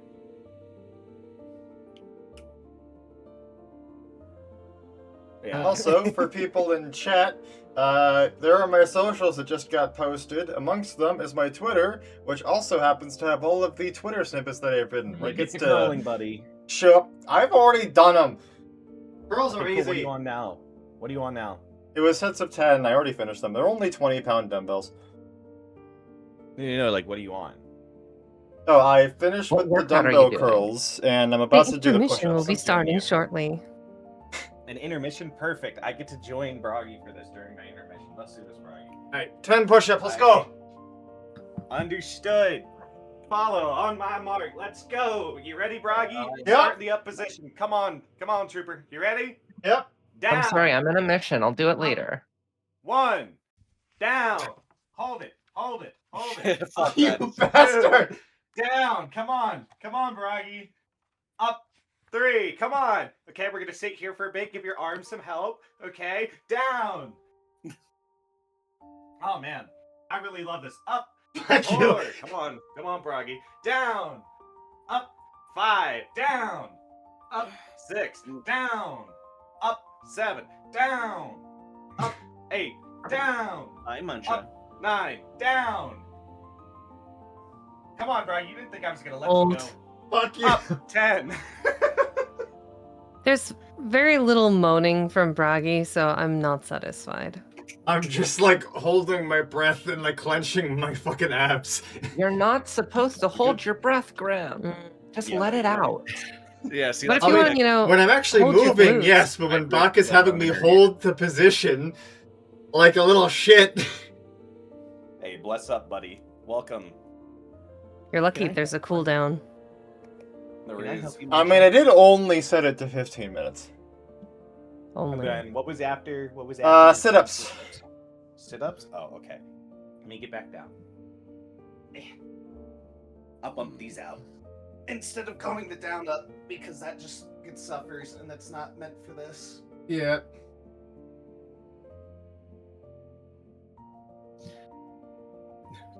Are we doing these in sync or no? Uy, uy, uy, uy, I don't uy, fucking uy. know Hi, about six. Mancha. Hi, Mancha. ¿Cómo estás, baby? ¿Cómo está la baby? Uy. That's 10. Any I have a other baby. guesses? I have a baby. She wants cuddles. Okay. It's a cat's prerogative. Do you have another Mhm. fucking down one on your back? Like, do you? Jesus Christ. The only time she doesn't want cuddles is when I start smooching her on the head, and then she runs away because she's like, "No, I don't want smooches. I don't Alright. want smooches."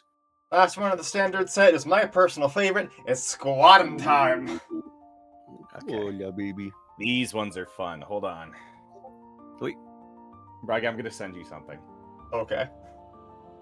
What are you gonna do, Mancha? What are you gonna do? You're gonna Yes. join me for this one, Bragi, okay? Because this is a okay. game I have. You're gonna love this one.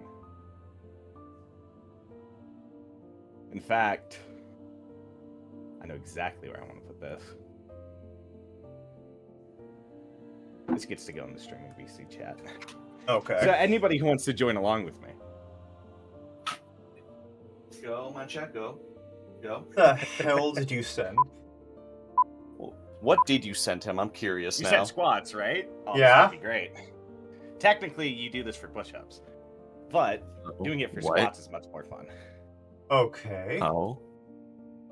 When you hear up, you go up. When you hear down, you squat down. Make sense? Oh. Uh-huh. Oh yeah. Oh. That's evil. Anyways, you get 5 seconds when it starts. Have fun. Good luck. Up until this moment.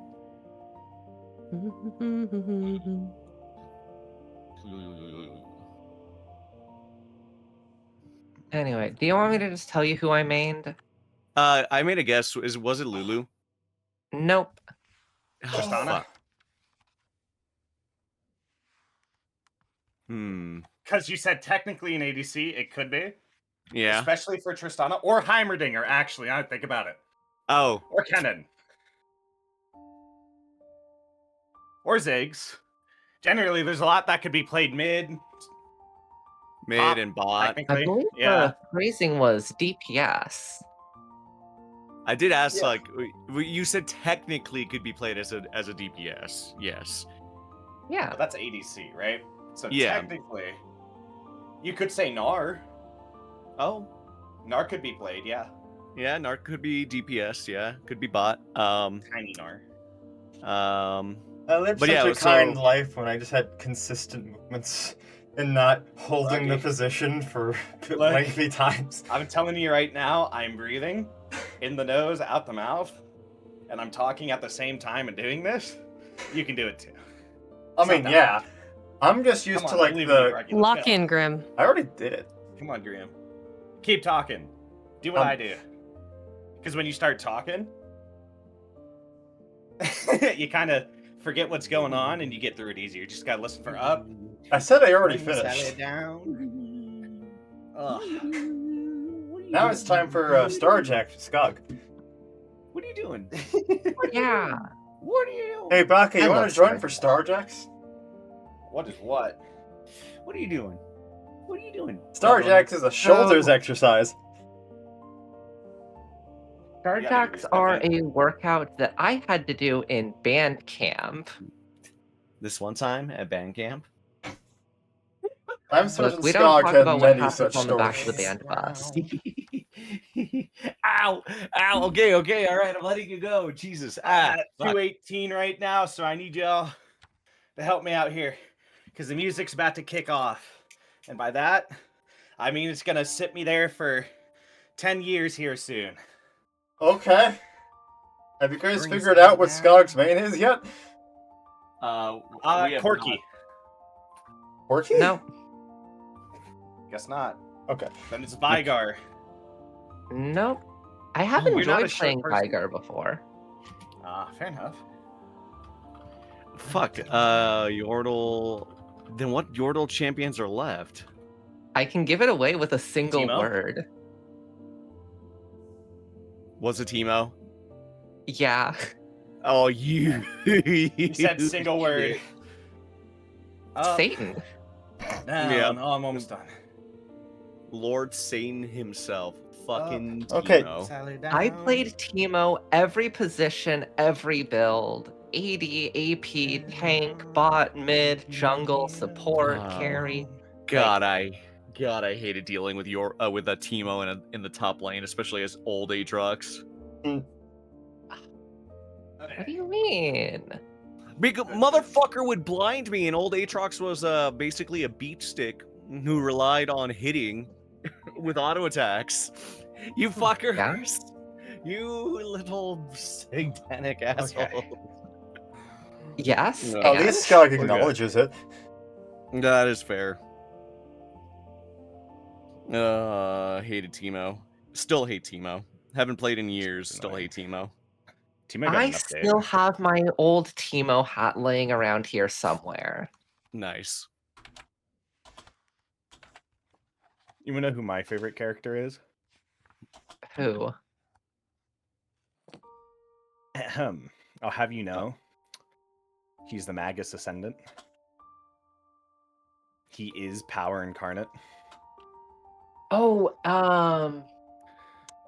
yeah, I'm trying to remember his name. Is it the one that roots him, the Locus of Power, the one who roots himself to get extra range? Yes. I was doing you- combat well, with he doesn't root rivals and himself got anymore. an 8 unstoppable kills. Holy shit. Wait, he doesn't root himself anymore? No, Nice his ult job, is the only Syphils. route he gets. Who is it? Zareth. Oh. That's his Okay. name. It's my favorite character. He takes a lot of skill, Smiles. Smiles and my character is very skilled, Smile. I think I'm gonna have to bid you all a fair and fond adieu. Good Indeed. luck. Call it for Thank today. you for Have a your good help one, today. Vex. I shall be Bye. pleased to see your Bye, presence in 2 everyone. weeks. Bye, Vex. Talk to you Yeah, see you in later. a couple Farewell, weeks. Vex. See Is ya. Have that a good any day. rogue overly aggressive? Ooh, aggressive rogue is always fun. Okay, guys, hear me out. Yes? What? Omae more. Teleports Oh my behind god, you, Vex kid, has a dab emo. or something. It's a very cute emote. It is. Holy All of Vex's emotes are dab. Mm-hmm. Wholeheartedly agree. I think we just got dabbed on, and I feel violated. Alright, Bach, are you gonna join us for the Starjacks? Okay, what are the Star Jacks and how do you do them?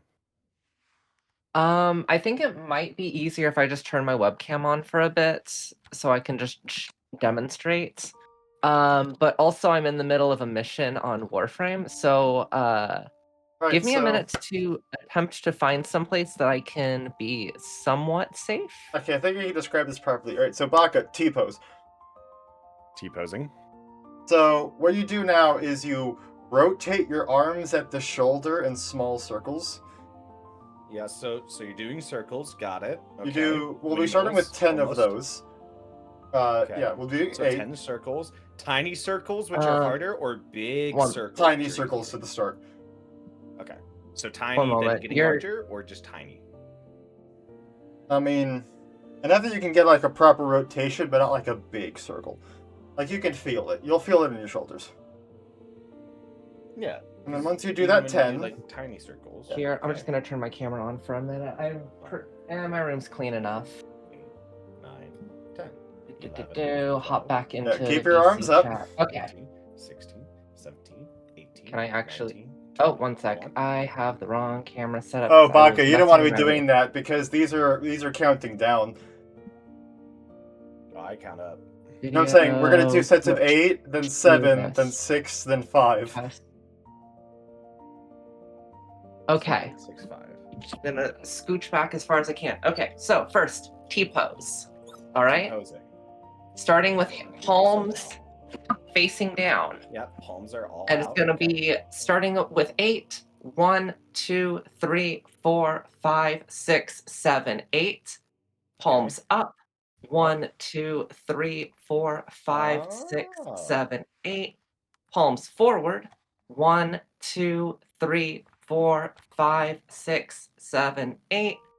Palms back. 1, 2, 3, 4, 5, 6, 7, 8.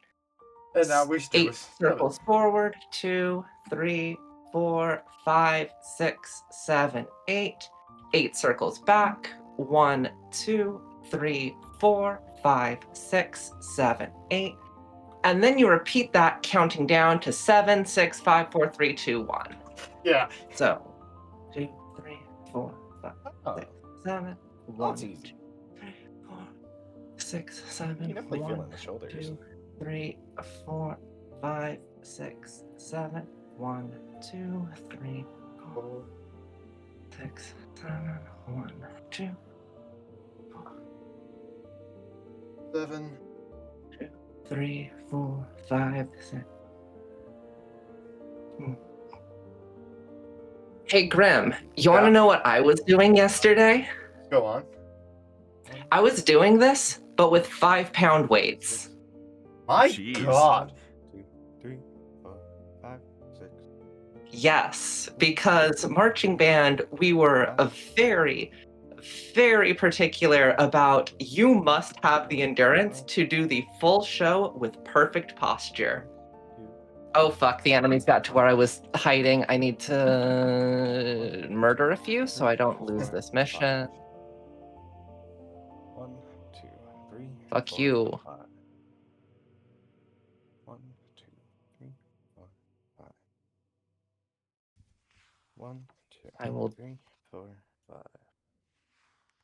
Oop. 1, 2. Okay. 3. I may as While well we just do kinda these, put- I will also give a little bit of a tease for chat. So next time we do a read along, we will be reading the chapter Test Your Mettle, which will be a major and very important combat chapter. 1, 2. And for a little bit of a teaser for those who are familiar with RWBY, it will have Andrew versus Pyrrha. 1, 2, 3, 4. Additionally, there will also be a second half that's going to be kept as a surprise tool for later. 1, 2, 3, 4. 1, 2, 3, 4. 1, 2, 3.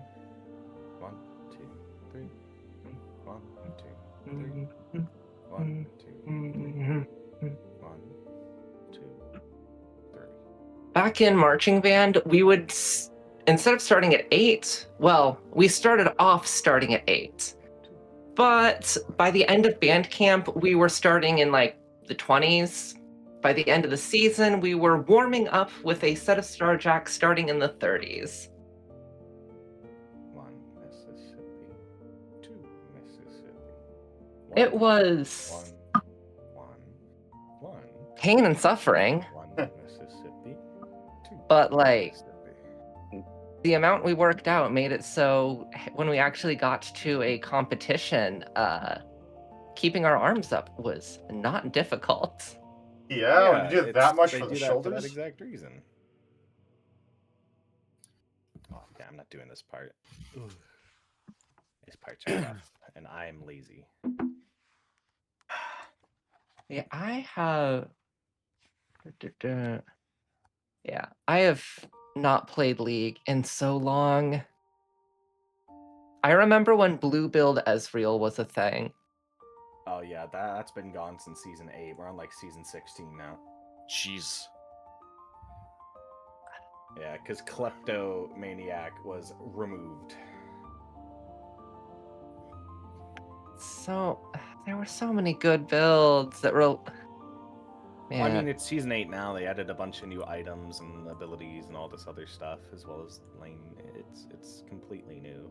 It'd be a completely different experience now. Smiles and potentially.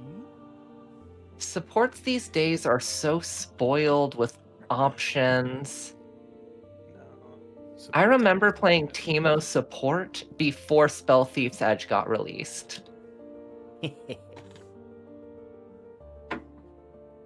A friend of mine would just go Tristana and we would just turn bot lane into a kill lane and give the enemy 0 breathing room.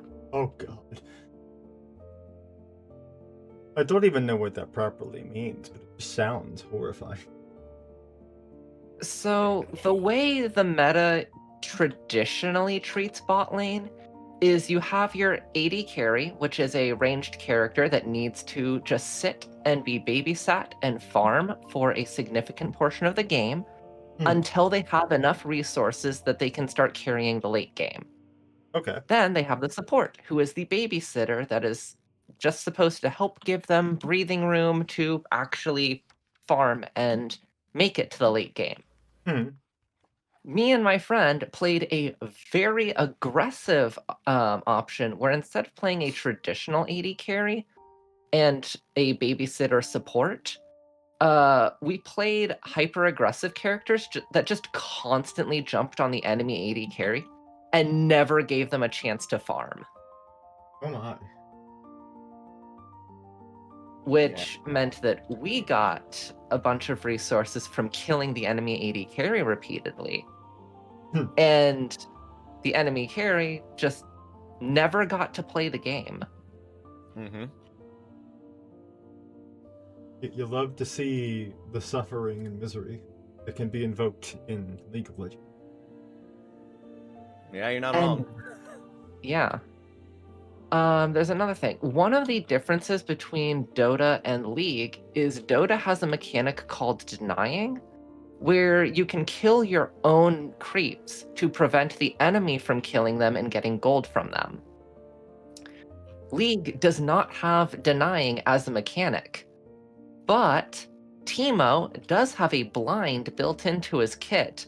So if he just hits the enemy AD carry with his blind when the enemy is trying to go for a last hit, then the enemy AD carry is suddenly blind and misses the last hit. Yep. I suffered through that, not because I played AD, because I dealt with way too many fucking Teemos in the top lane, and I was an auto attack champion, and yeah, so I missed so much of my fucking farm because a Teemo decided, oh hey, I'm gonna blind the fucking Aatrox before Aatrox got reworked and is now can farm just fine with the Teemo. But still, I hated that back in the day. Love hearing these. They really just have stokes to of keep misery. stealth nerfing Teemo into the ground. While we were He's all not even that good. He's while we were all gathered here today, B, have you read that fan fiction I sent you?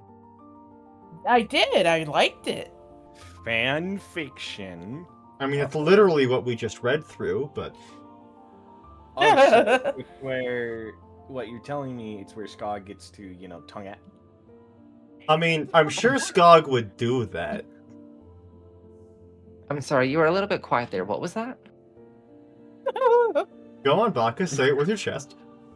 Go on. What do I need Do to it. say? I'm confused. I have you at 200% and you're still very quiet. You're gonna have to repeat yourself. Oh, so you want me to be louder? Okay, hold on, I've got you here.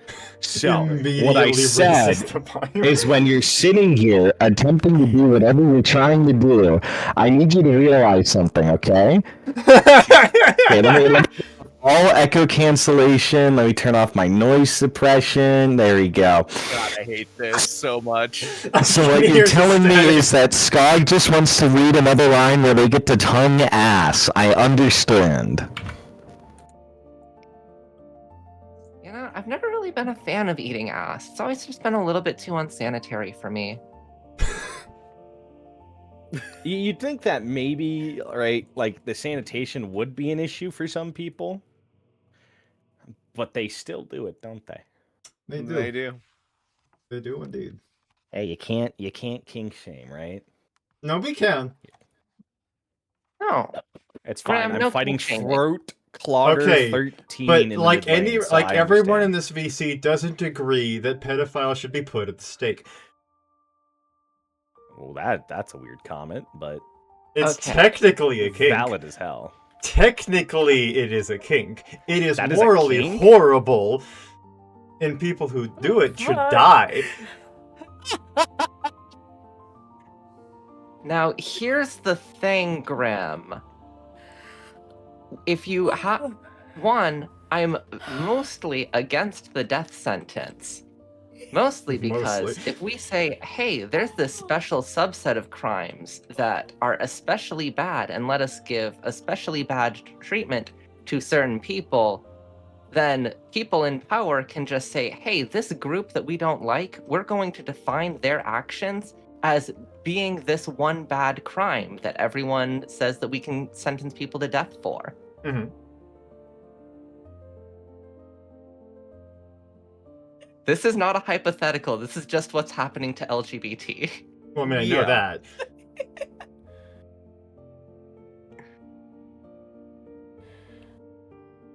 I really thought there was gonna be a but there. Like, Yeah. But pedophile. like the way you set that up made me think like, but pedophiles should still be put to the stake. No, because people are trying to equate being gay to pedophilia, which which is not cool. Yeah. we don't. So it's like, yes, people with pedophilia should go to like a mental hospital. And people who and child molesters should definitely go to jail. Preferably missing a But few like parts. we have like very clear real world examples of, hey, maybe we shouldn't have the special crimes that people get sentenced to death for. Yeah. So what about castration? See, Now, I'm again, just saying, that's a very reasonable I crime. feel like that's part of the cruel and unusual punishment that like we shouldn't have like special crimes for. It's a very rough area of like they deserve something. The morality of it is like super complex because you get into the whole thing of like because What is it's like what moral? Skog says, right? When you equate something like people like LGBTQIA folks and you're equating them to pedophiles, that's you're basically creating a subsection of a population, and then it could also lead to false accusations as well too, which is never good. Yeah, that always goes into a very, very bad rabbit hole. Yeah. Like, I understand where people are coming from. Yes, child molesters should definitely be punished. But also, like, there are also just people with pedophilia who hate that they have pedophilia and go to therapy and mental institutions to do their best to keep and never commit any offenses from it. I have always learned been of the something very mindset. telling from psychiatry, and it's that type of philia, right? Because apparently there's different versions, right? Comes from a lot of deep set childhood trauma. Mm-hmm. I also will say I'm personally of the belief of having the thought is a very, very different thing than executing the action. Yeah. Yeah. So for me, it's like, if someone is like, I don't like this aspect of myself, I'm going to try to do something about it, is a very different situation than, everyone treats this as morally disgusting, but I will act down on it regardless. Very, very different situations for me. Yeah, that's where I draw the line between pedophile and child molester. Mm-hmm. Yeah, fair enough. I remember there was this one psychiatric case that we studied because it got brought up around the same time as Phineas Gage, right? Because like the brain is a very complex piece of machinery ultimately, and it turned out that this guy had he had gone to like the therapist and he was like, yeah, like I'm getting these urges, I've never had them before, something like, what is wrong with me? And like a lot of therapists like dismissed him until one was like, wait, this like suddenly came on, this wasn't something that that you had like struggled, like a lifetime struggle with. And he's like, no. And they're like, let's do a CT scan on you. And they found that the dude had a tumor in his brain that was like pressing up against, I can't remember which specific part, and they were like, huh. They were able to surgically remove the tumor, and then the guy was like, he met with his psychiatrist afterwards, and he's like, yeah, the urges went away. And so like the correlation is like, oh yes, probably the tumor fucked around and was pressing against all the weird parts of your brain and was making you like was having you think these urges. It's fucking wild how the brain is. I mean, similar circumstances have resulted, much more tame versions of that, but similar circumstances have led to development of a lot of things of that nature. Like, for example, like, I believe it was like a lot of studies show that, like, to enjoy pain usually comes from sort of experience while you were in, like, your developmental years where you equated pain with pleasure. And that kind of just became its own thing in the mind. Yeah. It's like things of that nature of just like the brain just doing weird shit at just the right time leads to extremely lasting consequences. Yep. Yeah. Like, in a similar vein, like violent criminals versus people with various mental disabilities or various issues that just make them incredibly violent. And it's like, oh, okay, someone who acknowledges that they have mental issues that make them violent and are going to anger management classes versus someone who just walks around assaulting random people on the street. Yeah. Like, assault is terrible crime. People who assault people should definitely be going to jail for that. But also, like, LSMD had like a real life thing that they touched on, which was a man who had an issue with his brain that was causing too much adrenaline to spike into his system, which would make him really, really angry all the time, right? And he committed a violent crime because of it. And that was a real situation that did happen, that they showed in the house, right? And he was actually released from jail because technically it was not his wish to do so. He was actually a very calm man. Yeah, like the case of like what was it, like under duress type thing, like some sort of thing where it's like not in the appropriate state of mind.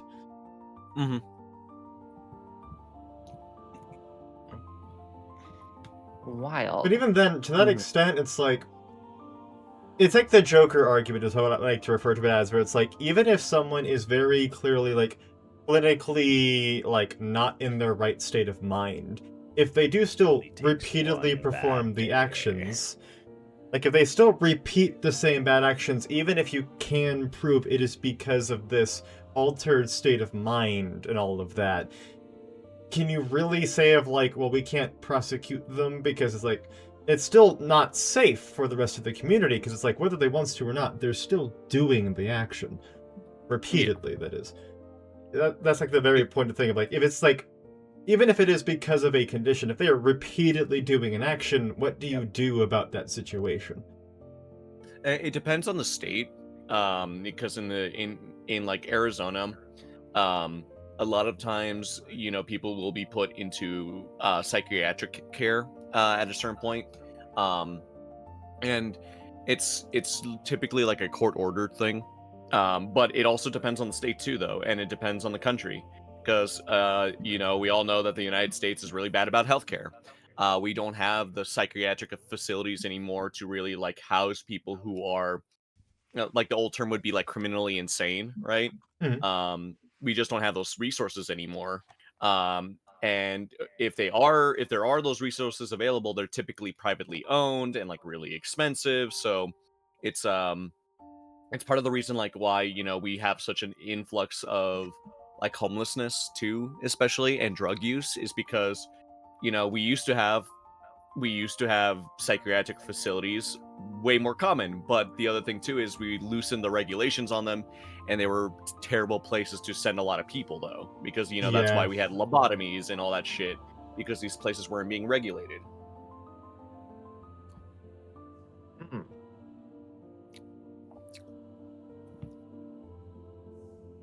So back onto the previous subject that we got immediately turned off of somehow the moment I brought it up. So, B, what did you think of that fanfiction they sent you? Oh, I loved it. Beautiful. I mean, like, more specific thoughts would be appreciated so I could actually know what to do right about it. I love the tone that you use in it, like your writing tone. Mhm. It's hard for me to describe, but as a writer, reading your work was very like refreshing. I'm Because loving it this has like dramatic change of pace from how Caleb has always seen. it's like it's very refreshing because it's just like the way you write these characters, it gives me a sense of, as someone who wasn't really familiar of them, it gives me a sense, I can like see it in my mind play out like that. Hmm.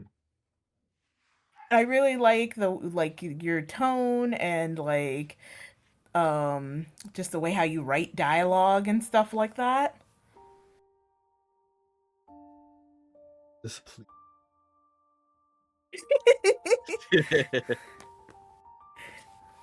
Were there any scenes that particularly stuck out to you for it?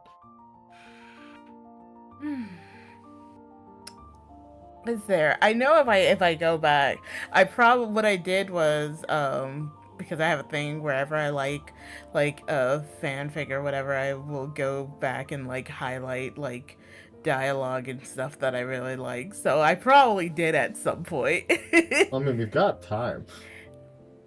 We're like all kind It's of like- just hanging out here, enjoying ourselves. Because I've been doing a lot of like book annotation.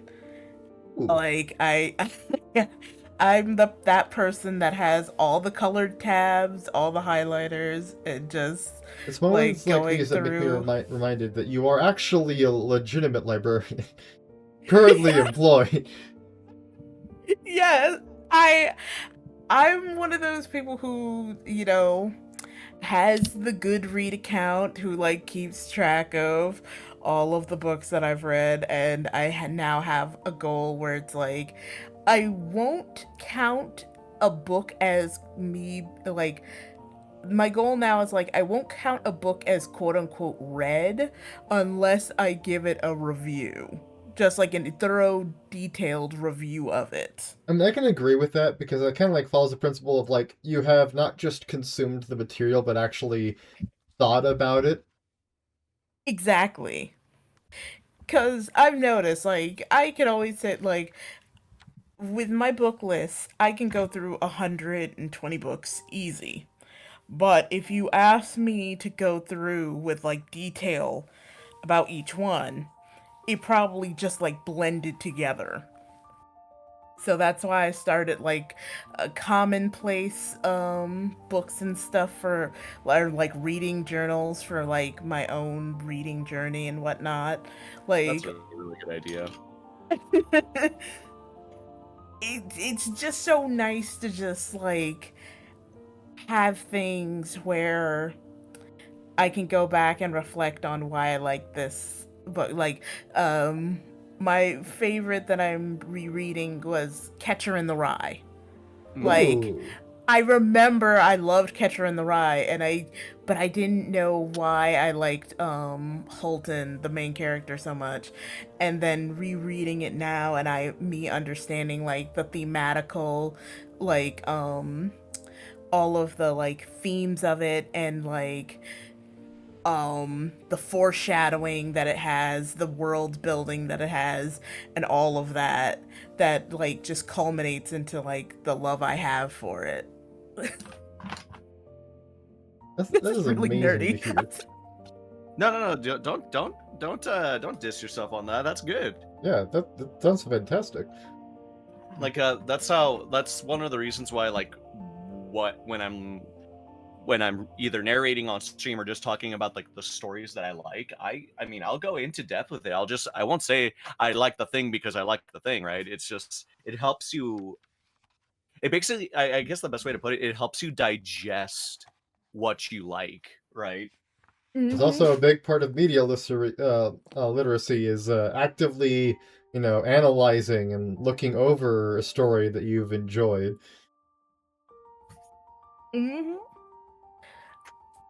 Like because my book selections Like, if you asked me like what my top 5 favorite books were, it would be probably Catcher in the Rye, House of Leaves, Blood Meridian, Beloved by Toni Morrison, and um ooh, there's another one that I really love.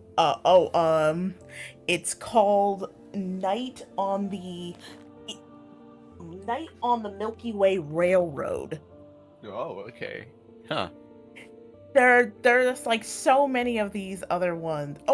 And I think Caleb, I was telling to you about this. Osamu Danzai's work. I love No Longer Human as well. Yeah, No Longer Human's definitely one of those ones that got me into like really thinking about like how people read books too.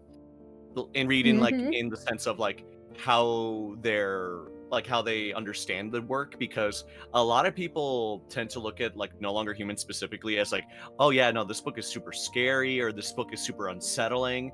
And then I read the book as, no, this straight up just feels like some dude who's like super neurodivergent who grew up in Japan, and like Japan not being like the best about people who are neurodivergent. It really came off as like, yeah, no, Osamu Dazai was probably autistic.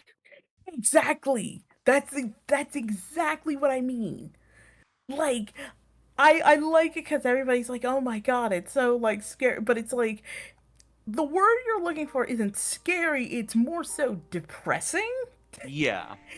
And but like that's what I like about the books that I read. Like, they all have this underlying theme of like what it's like to be human, the human conditioning, and like how your settings like basically inflict that human conditioning.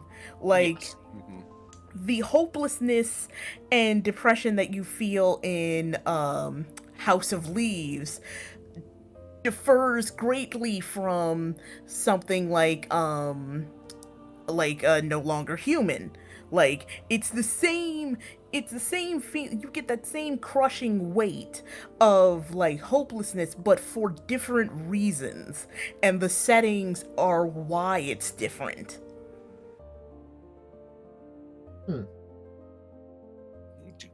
This is why I love having literary discussions. Yeah, I mean, for me, it's really interesting, especially like because the variety of books that I read is vast, because you know, going from reading smut like one day a week and then like reading like modern literature and modern fiction to then also going to the classics and poetry, it's a really weird like mix of stuff. Oh yeah.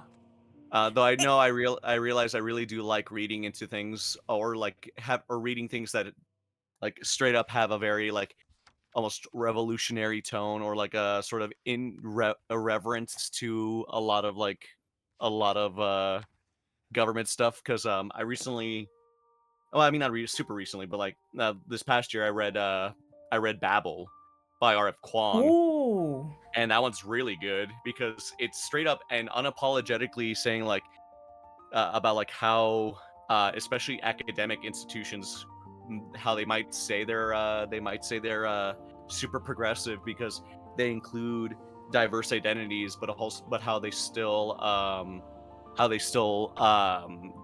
what's it called, profit from colonization and from oppressed and marginalized people. Yeah, exactly. Can I help you? Little kitty? I see, like,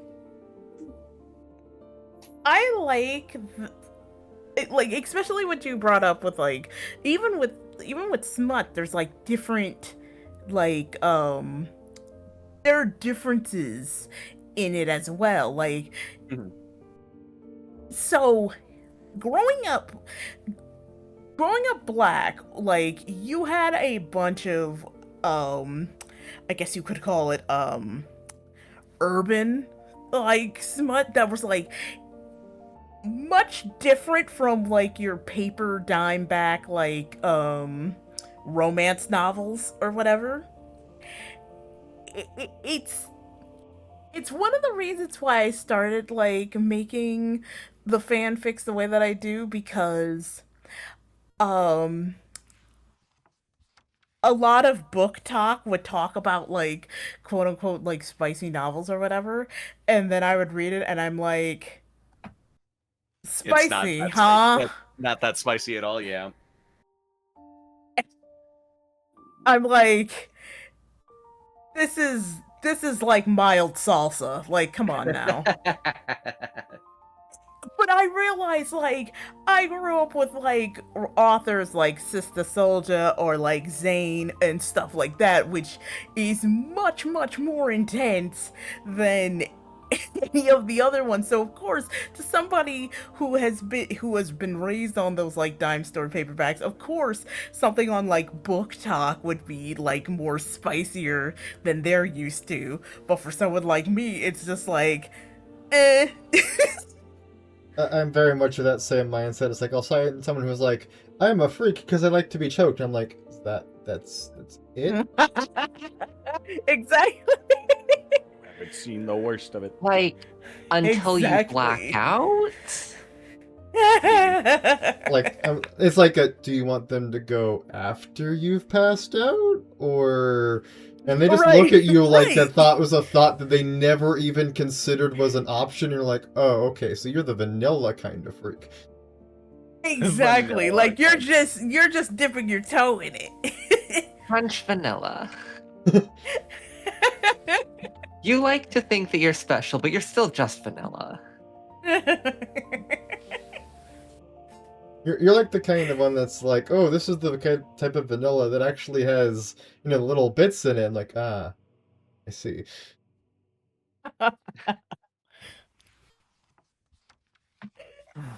The best way to ask this question is to do so without context. So the scene I was hoping that you would enjoy the most was the cannibalism scene.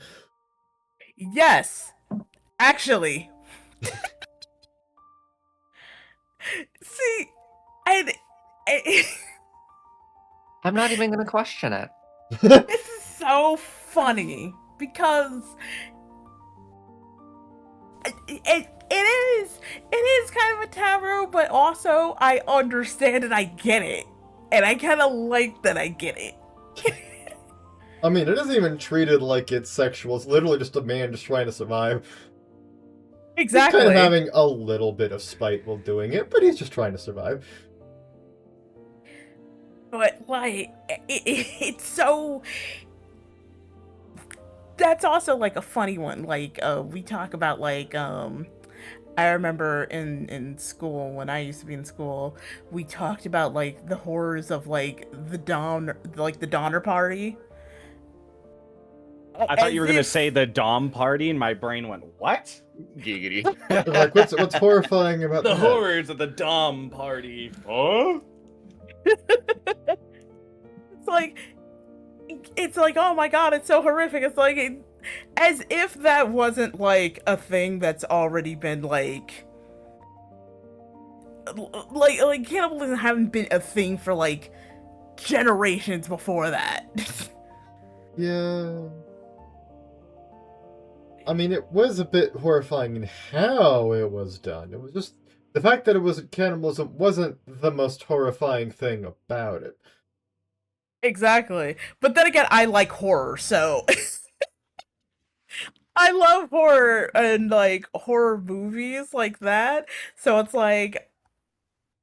I really enjoyed that scene, and I just didn't know how to bring it up without looking like a weirdo. To retroactively give some context, so that Caleb at least can understand, during the fairy tale crossover that I'm writing, at one point Zangetsu eats someone in order to get his strength back. Oh, gotcha. And the Guildmaster of Fairy Tale enters into the aftermath of that sequence. And is just, oh dear really god, good. there's so much blood. All the But blood. And it's really good. It's really well written. I really like it. I've been having a lot of fun demonstrating the more like animalistic behaviors that Zangetsu would have, like snapping his head down to like eat something rather than like sucking it up. Mm-hmm. And kind of just like staring at everyone frequently of just like, I have no commentary, I'm just going to like look at you in a very particular way.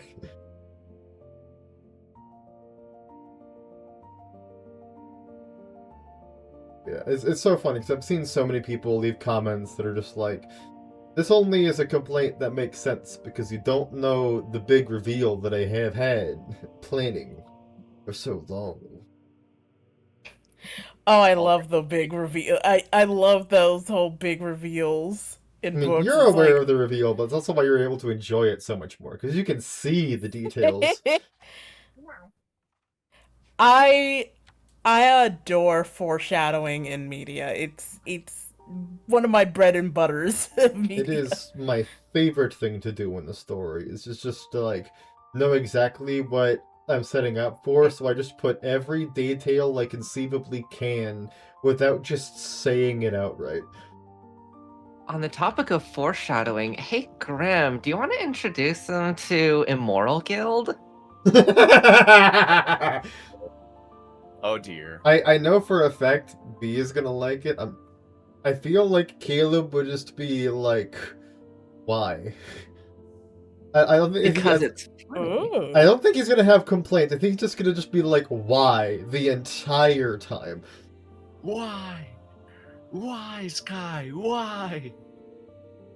Because So- it's a good anime. So, Immoral Guild is part of this, like, specific genre that Skog seems to have perfected and finding of an anime that seemingly, in every way, shape, or form, is an absolute joke, but is, behind the scenes, so immaculately written that every single gag is a hint towards an actual serious thing. Ooh. Like, it is written like I'm not gonna say what they are, but like the fact that one of the characters is incredibly clumsy is an incredibly like important plot point. And not in the way that you think it is. Oh, that Yeah. actually that sounds good. The premise. Wait, can we watch like the first episode? I could put it on. So I'll switch to the watch-alongs things. We'll switch it up. While I write this, I'll explain. So the basic premise is that there. Wait, may I? Yes, go for it. Okay. So, basic premise, it is a fantasy setting. The main character works as a town guard, which is the equivalent of an adventurer in this setting. They don't have people going out on like grand quests. It is you get hired on at the guild, and being a town guard and going out hunting monsters, escorting civilians is your 9-to-5 day job. This dude has been training to become the best guard he could from a very, very young age. And the anime starts with him getting a wedding invitation from one of his old classmates, which makes him realize, damn, people my age are already getting married and settling down, and I haven't even had a girlfriend. I should retire so that I can go to college and actually get a girlfriend. And the secretary is like, holy shit, this guy is like the best guard we have. We can't have him leaving us. Okay, so this is a very important question for the two of you. Do you want censored or uncensored? I think it's I funnier know this with part already, censored. so. Because this is about, on a scale of 1 to 10 for the horny, about a 9. I sound censored, but Okay. Uncensored it is. Alright, so Scott, continue. Okay. So, train of thought. So, dude just wants to retire so he can go to college and get a girlfriend. Secretary wants to keep him at the guild as long as physically possible. So she's like, okay, how about we have this new girl starting today. You take her with you on your patrol for today, and mutters under her breath, maybe fall in love with her and start dating her so you don't have to leave us to get a girlfriend. And then you see how you feel. And the dude just very bluntly acknowledges, I see what you're trying to do. Fuck no. I do not want to date my coworkers. Also, Syphils, I understand your agony. That's why I never enter comp. It's a solo queue. Yeah. I forget, Caleb, were you present when we watched the first episode, or no? I was not. Great. Dude goes on one patrol with this girl, do the thing. realizes, holy shit, she's so incompetent, and decides that he will not retire until he can train a suitable replacement for himself. Thus begins the anime of dude trying to train up a single competent replacement, the secretary trying to hook him up with one of his co-workers, and every other girl being like Konosuba-esque. They are incredibly competent in their one incredibly niche field and an absolute dumpster fire in everything else. The warrior is constantly committing acts of friendly fire. The black mage has absolutely zero physical stamina because the joke is she's just a NEET. The white mage constantly panics and starts crying. And the martial artist is constantly getting taken advantage of by the monsters because she is so clumsy. She is unable to fight back. Specifically against the slimes. She can't. It's against everyone, but it's especially against the slimes. It's especially noticeable against the slimes because the slimes are just so weak. Yeah. Like, the slimes are just meant to be like a joke enemy. It's like, I need to pull up Discord. Right, so now I have this ready. There we go. I gotta watch your stream so I can actually like keep up.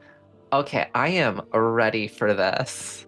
Right. Are you guys ready to be body slammed straight into the horny? Yes. Sure.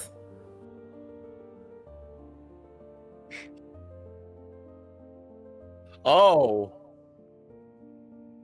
Oh my god. Wow.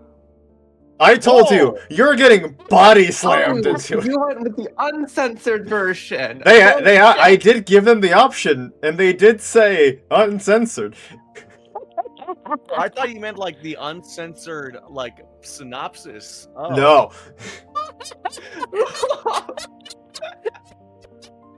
Oh, wow. Dude is just so tired of their bullshit. Also, best girl.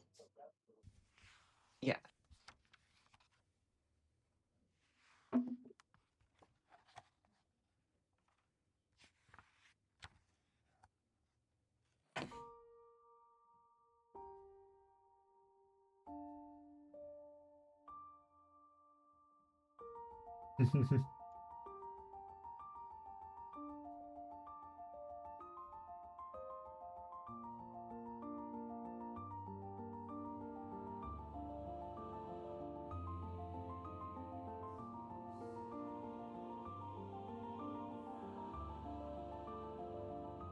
Man has not had a life.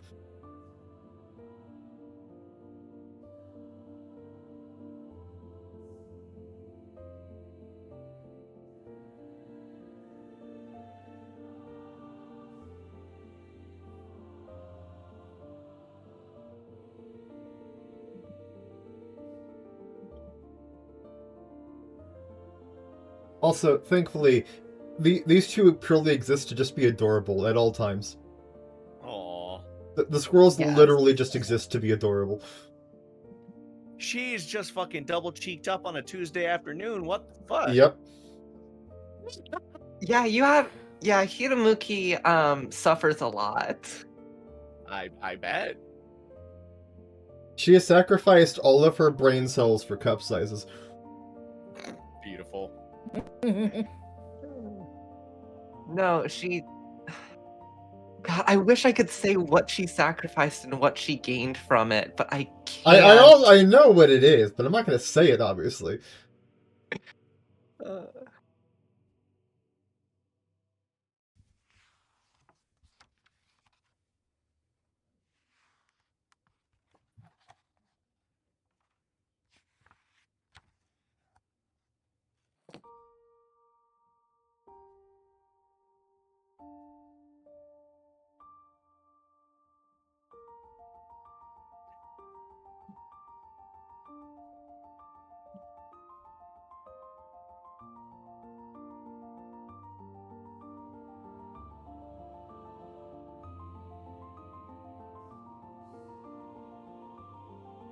We have explicit confirmation, because this anime knows what it's about. There are adults here. Everything is fine. Well, Is it? I mean, at least everything is legal. Fair enough, I guess. legal by Japan standards. No, this is just 18. This is legal by America standards. Oh my god. Aww.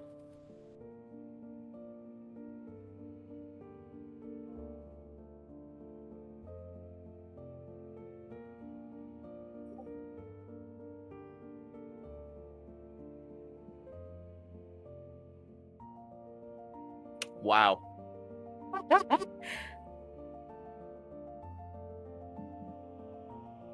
Yep. 9 out of 10, horny. Wow. 9 out of 10.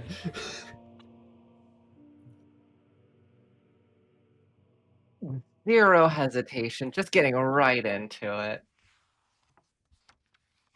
I like how he's so unfazed by it too. No, he's genuinely horrified. He's like, what the fuck, man? You lost to level 1s.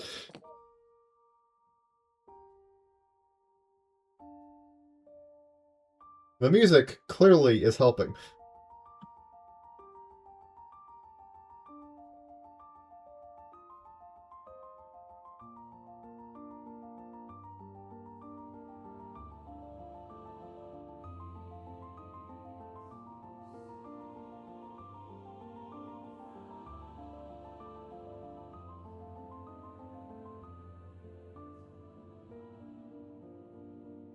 For better or for worse, she is a pure soul. I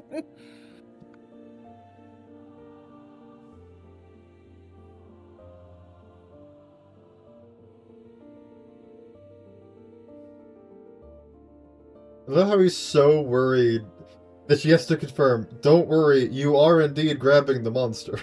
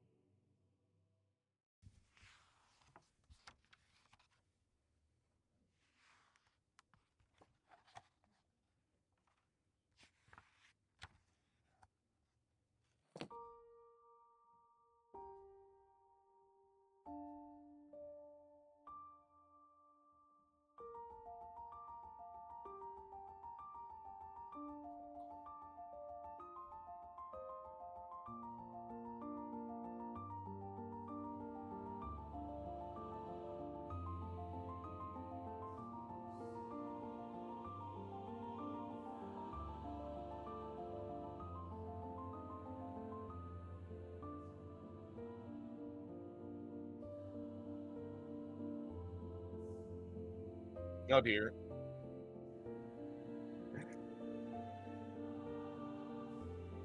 Oh. Yep. Damn. There is no reprieve. I need you to understand, this is, with 100% sincerity, vital to the plot. Hey, Honestly, yes. I stayed to the end of the season. It's not a joke. I like how the bear just wanted to fucking. He was just going in for a smooch. That is vital to the plot. I somehow don't believe you. I'm completely serious. I told Remember you. what Grim said. It looks like hot garbage, but like, it's actually well written. It's well written trash. Terrifyingly well written trash.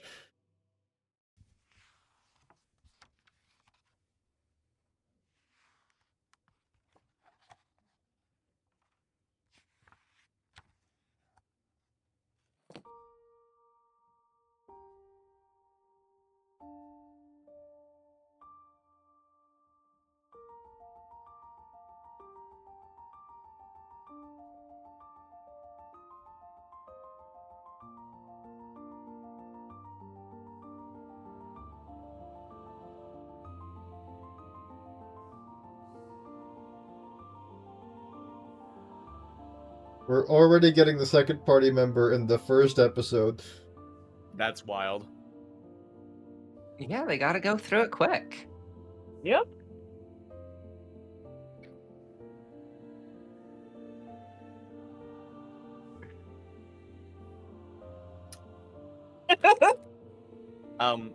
Really quick, Skog, where the fuck do I find Orokin cells again? Random drop from certain planets. I don't remember off the top of my head. Okay. And I am currently in the middle of a hell scrub, so I can't look it up. Gotcha, no worries. Speaking of, we should add each other on Warframe. We should, yes. It's part of the reason why I hopped on, because it's like, I want to play Warframe right now while I'm watching this. Oh, no. Okay, but like, I say this with 100% sincerity. Every single gag, no matter how dumb it looks at first, will be absolutely crucial to the plot later on. You have to pay attention. I'll say it now because you've actually like completely missed it, thankfully. She actually brought up an incredibly important plot, like world building thing. Like completely innocuously. Do you want to rewind a bit? Nah, I'll wait because I'll bring it up again and you know it. Yeah. Main Pro Tycoon is based, not going for the lowly bait. He doesn't go for any of his co-workers because they're his co-workers. No, see, there's not going for co-workers because he's professional, and then there's literally ordering the guild girl to say, make sure every woman from here on out is over the age of 18. Literally ordering her of, I will reject them if they are not over the age of 18.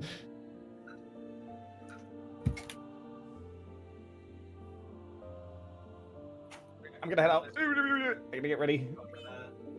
Bye-bye. Bye.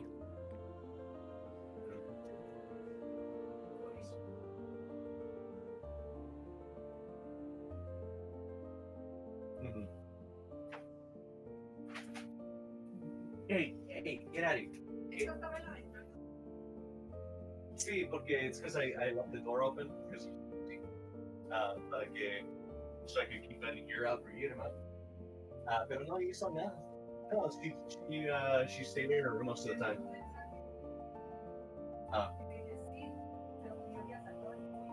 Oh. Beso. ¿Me das beso?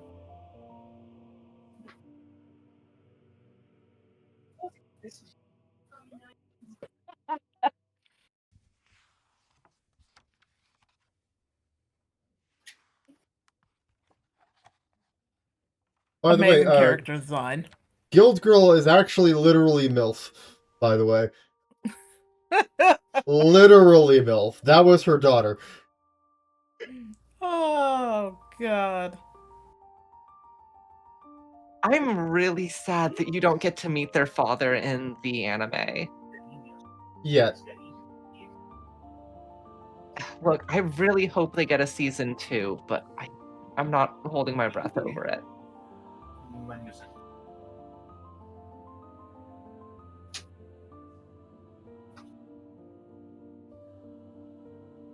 Oh dear.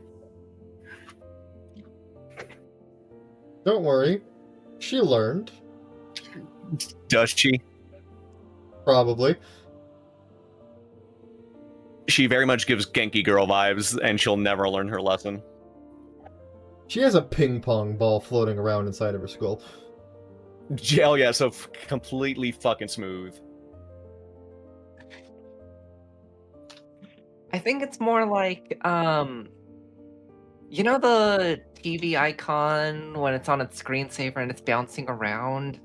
When Oh. it hits Oh, the yeah. corner, That's what I meant by perfectly in the ping pong corner, ball. she gets one thought. When it hits the corner. Yeah.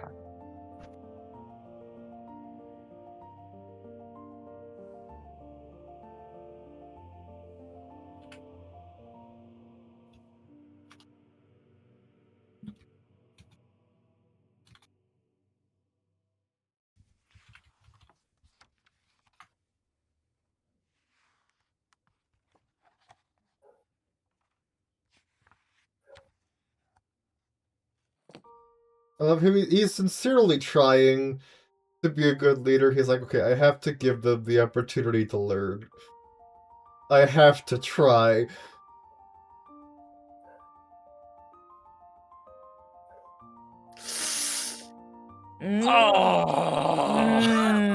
Yup. Yup. Oh, that poor Oh, I little feel idiot. that.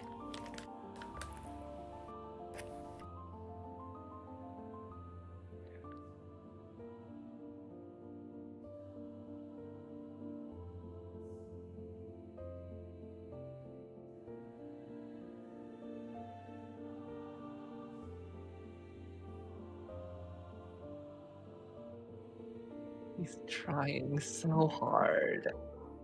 Like, she won't learn if I do everything for her. Oh dear. It's just like, she won't learn if I do everything for her.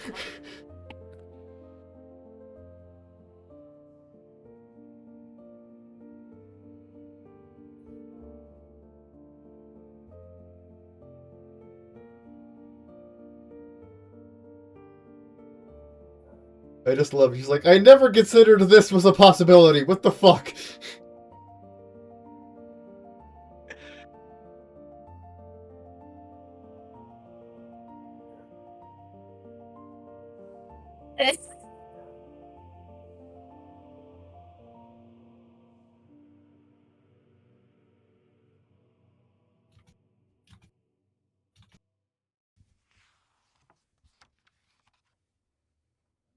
Ceres, Saturn, and Deimos. Okay.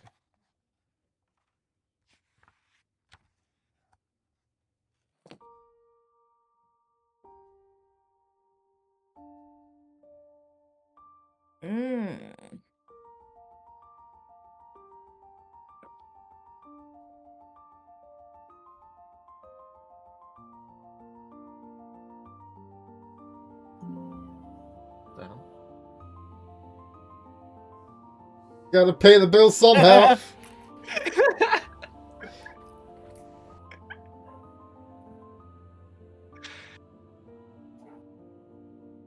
Please let this be your first example. The world building in this is insane. They even specify they have insurance. They have fucking health insurance. What that kind of covers capital scam white is this? mages.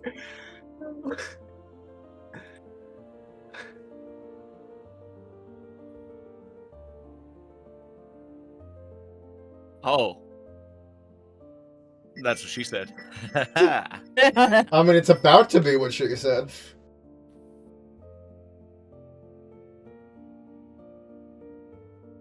No, it's not. No, No, shut up. it's not.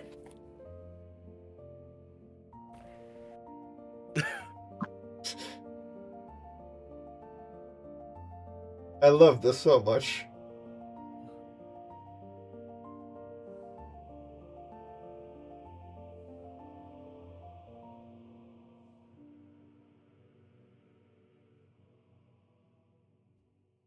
Oh no.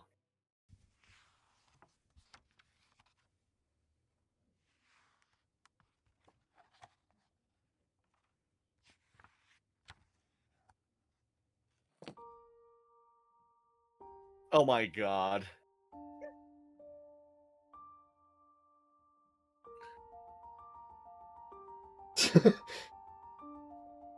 This poor man.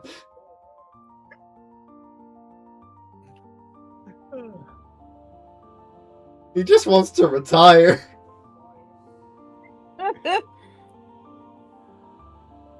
He wants to enjoy his youth, and instead is being saddled with the least competent co-workers possible.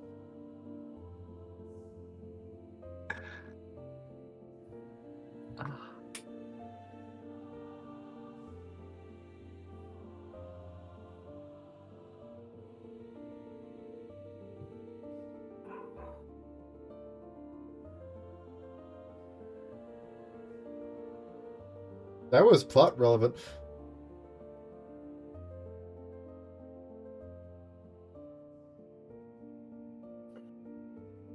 I want to emphasize, every time I say that, I am completely serious.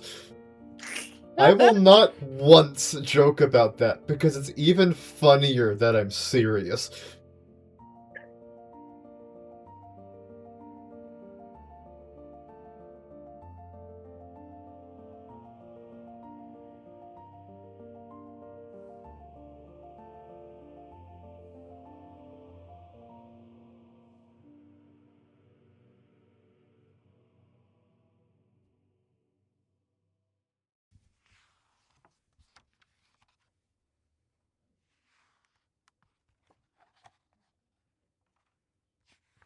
This poor dog girl.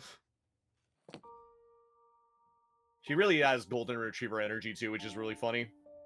Yep. He just wants to help.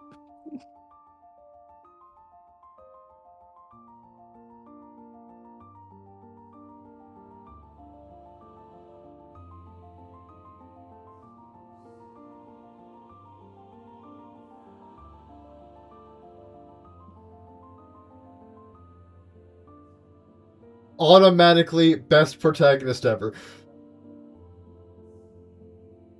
Literally says, make them 18 or else. And that was episode 1. Beautiful. I love that so much. This poor, Incredible. poor man. And it gets even better. It gets so much better. I can't believe there's so many plot relevant things in just the first episode. Yeah! I told you! Like, seeing it on a rewatch, I'm just like, oh, that's plot relevant. Oh, that's plot relevant. Oh, that's plot relevant. Oh, that's plot relevant.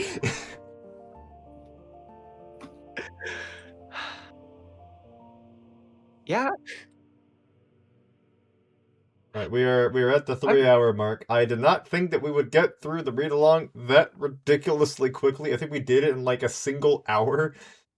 I think so, something like that, yeah. But Yeah. I also didn't want to do another chapter because we would have needed at least one more person. Because even if I sent you could, friend request on Warframe. yeah, because even if I could cover for like doing Andrew's bits, there's also like enough females interacting the same scene that we would have needed a 4th female voice actor. And I'm like, god damn it. Because what did you say, Scott? I sent you a friend request on Warframe. Okay, gotcha. I'll check it here after this mission then. There we go, and I just finished my 1999 calendar just in time. Also, on a funny note, my friend and I just started watching the Kamen Rider show, where which it's one? that 40-year-old dude who who wants to be a Kamen Rider, who's like an immense fanboy, so he just slaps on a plastic mask and starts just doing shit. It is so fucking funny. It takes Oh my itself the perfect amount of seriously of acknowledging that it is fucking stupid and saying, we're going to full send this. Every single main protagonist is a different flavor of autistically obsessed with Kamen Rider. Yes. Every single one of them is a completely different brand. Like, oh my god. anytime the actual dude who is doing, like, being Kamen Rider gets into, like, an actual fight, he is crying, not because he's nervous or anything, but because of the sheer ecstasy of living out his dream. I love Kamen Rider so much. It is so funny, because one of the best gimmicks is that they are all literally just normal people. Yes. Like, me and my friend were fascinated because we kept seeing, we're like about 7 episodes in now, 7 to 8, and so far, this is the only time I've seen an anime actually genuinely just be like, yeah, no, this is just like peak human being feats. Yes. Like, you see like the strength of the Kamen Rider guy, and it's like he's punching a tree, and he's not like breaking it down, he's just like breaking apart the bark. And things like that. Like, it's genuinely just, like, not superhuman speed, like, the impressive feat of agility that someone demonstrates is being able to jump, like, 4 feet in the air. And things like that. How many Kamen Riders have you, like, what? Is that, like, your first I have time not being seen introduced to any Kamen of Rider? the shows. I've not seen any of them. I do know they get busted as fuck, though. Okay, so I could tell you that the Kamen Rider shows have 2 flavors. It is one where it is massively goofy, and there is ones that are just serious as all hell. And it depends on which writer. It is. So far, the only writers we've seen are from, like, the first 3 seasons. Yes. Oh my god, yes. Also, I'm gonna make sure to watch it with Skog because there's so much titties and fan service, and it is fantastic. So, like, for example, there's like one of the Kamen Riders, the female Kamen, the first female Kamen Rider we're introduced to, is first and foremost her autistic problem is that the main Kamen Rider guy is only wearing a mask and not going with the full outfit. Oh, beautiful. She's like, you're not going far enough, you fucking coward. Exactly. And to demonstrate this, when there is actually a sequence of someone being robbed, like at a convenience store, she strips in the middle of the street in front of 2 or 3 dozen people to put on her costume.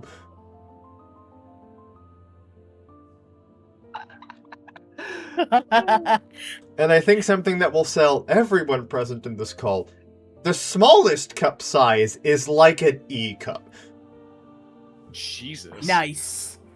The smallest that we've seen from like a relevant character is like E cup. It is great.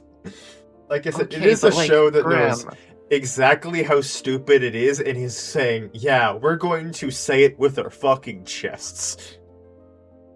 There is such a thing as too big, though. I wouldn't say that's what we're encountering here. Or at least we haven't seen it yet. There was also so much jiggle. So much jiggle. Oh, yeah. We'd have at least some C's. Maybe a D. There's also a yandere. Oh, yeah, definitely. There's always one. As It is someone who also loves great the show, because I think even Caleb is going to appreciate that, physically speaking, they match each other's niches in combat. Huh. Like, the actual main Kamen Rider is all brute force, no technique. The woman is the grappler. Then, like, the next one they introduce is, like, the actual martial artist who directly says, like, oh, you're just raw power, I can beat you easily because you're just throwing a fucking haymaker at me. Oh my god. It's like, they're actually, like, acknowledging the martial artists of this. And it's like, oh, this dude's just raw power, here's agility, like, I'm like, holy shit. And it's, like, relatively simplistic moves, too. Like, there's no, like, they're, like, the only flashy nonsense is because they're taking it from a fucking Kamen Rider show. And it's clear they're only doing it because they're that obsessed with Kamen Rider. It is hilariously amazing. If I have I'm enough so people happy. present when we do, like, because I will be doing, in, like, 3.5 hours at, like, 6 p.m., I am going to be doing a stream, like, in the Discord of, like, starting a new anime, Daily Life of a middle-aged online shopper in another world, where the whole premise is just, it's an isekai, and the dude's power is he has access to Amazon. He has no, like, special skills or anything, it's just that he can buy things from Amazon. Oh my god, yes. I love that.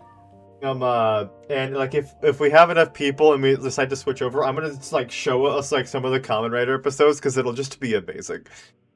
Yes. It is such a riot.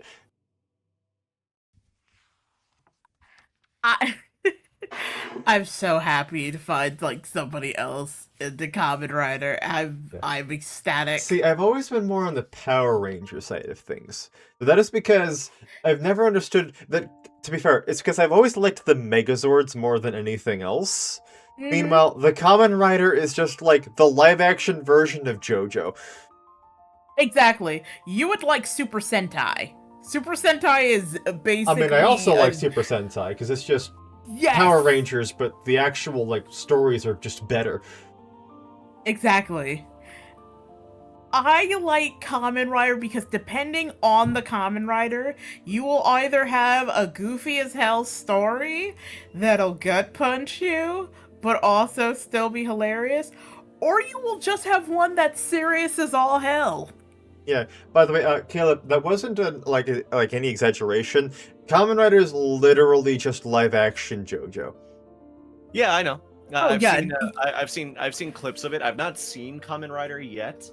But I know its reputation, yeah. So, the one I'm most familiar with, because it was like, there was like a toy reviewer that I watched for a good bit, where it's like, while I was like watching the reviews, it was around the time that particular scene was coming out, so I saw a lot of like the figurines that transformed and whatnot by proxy, was Gaim.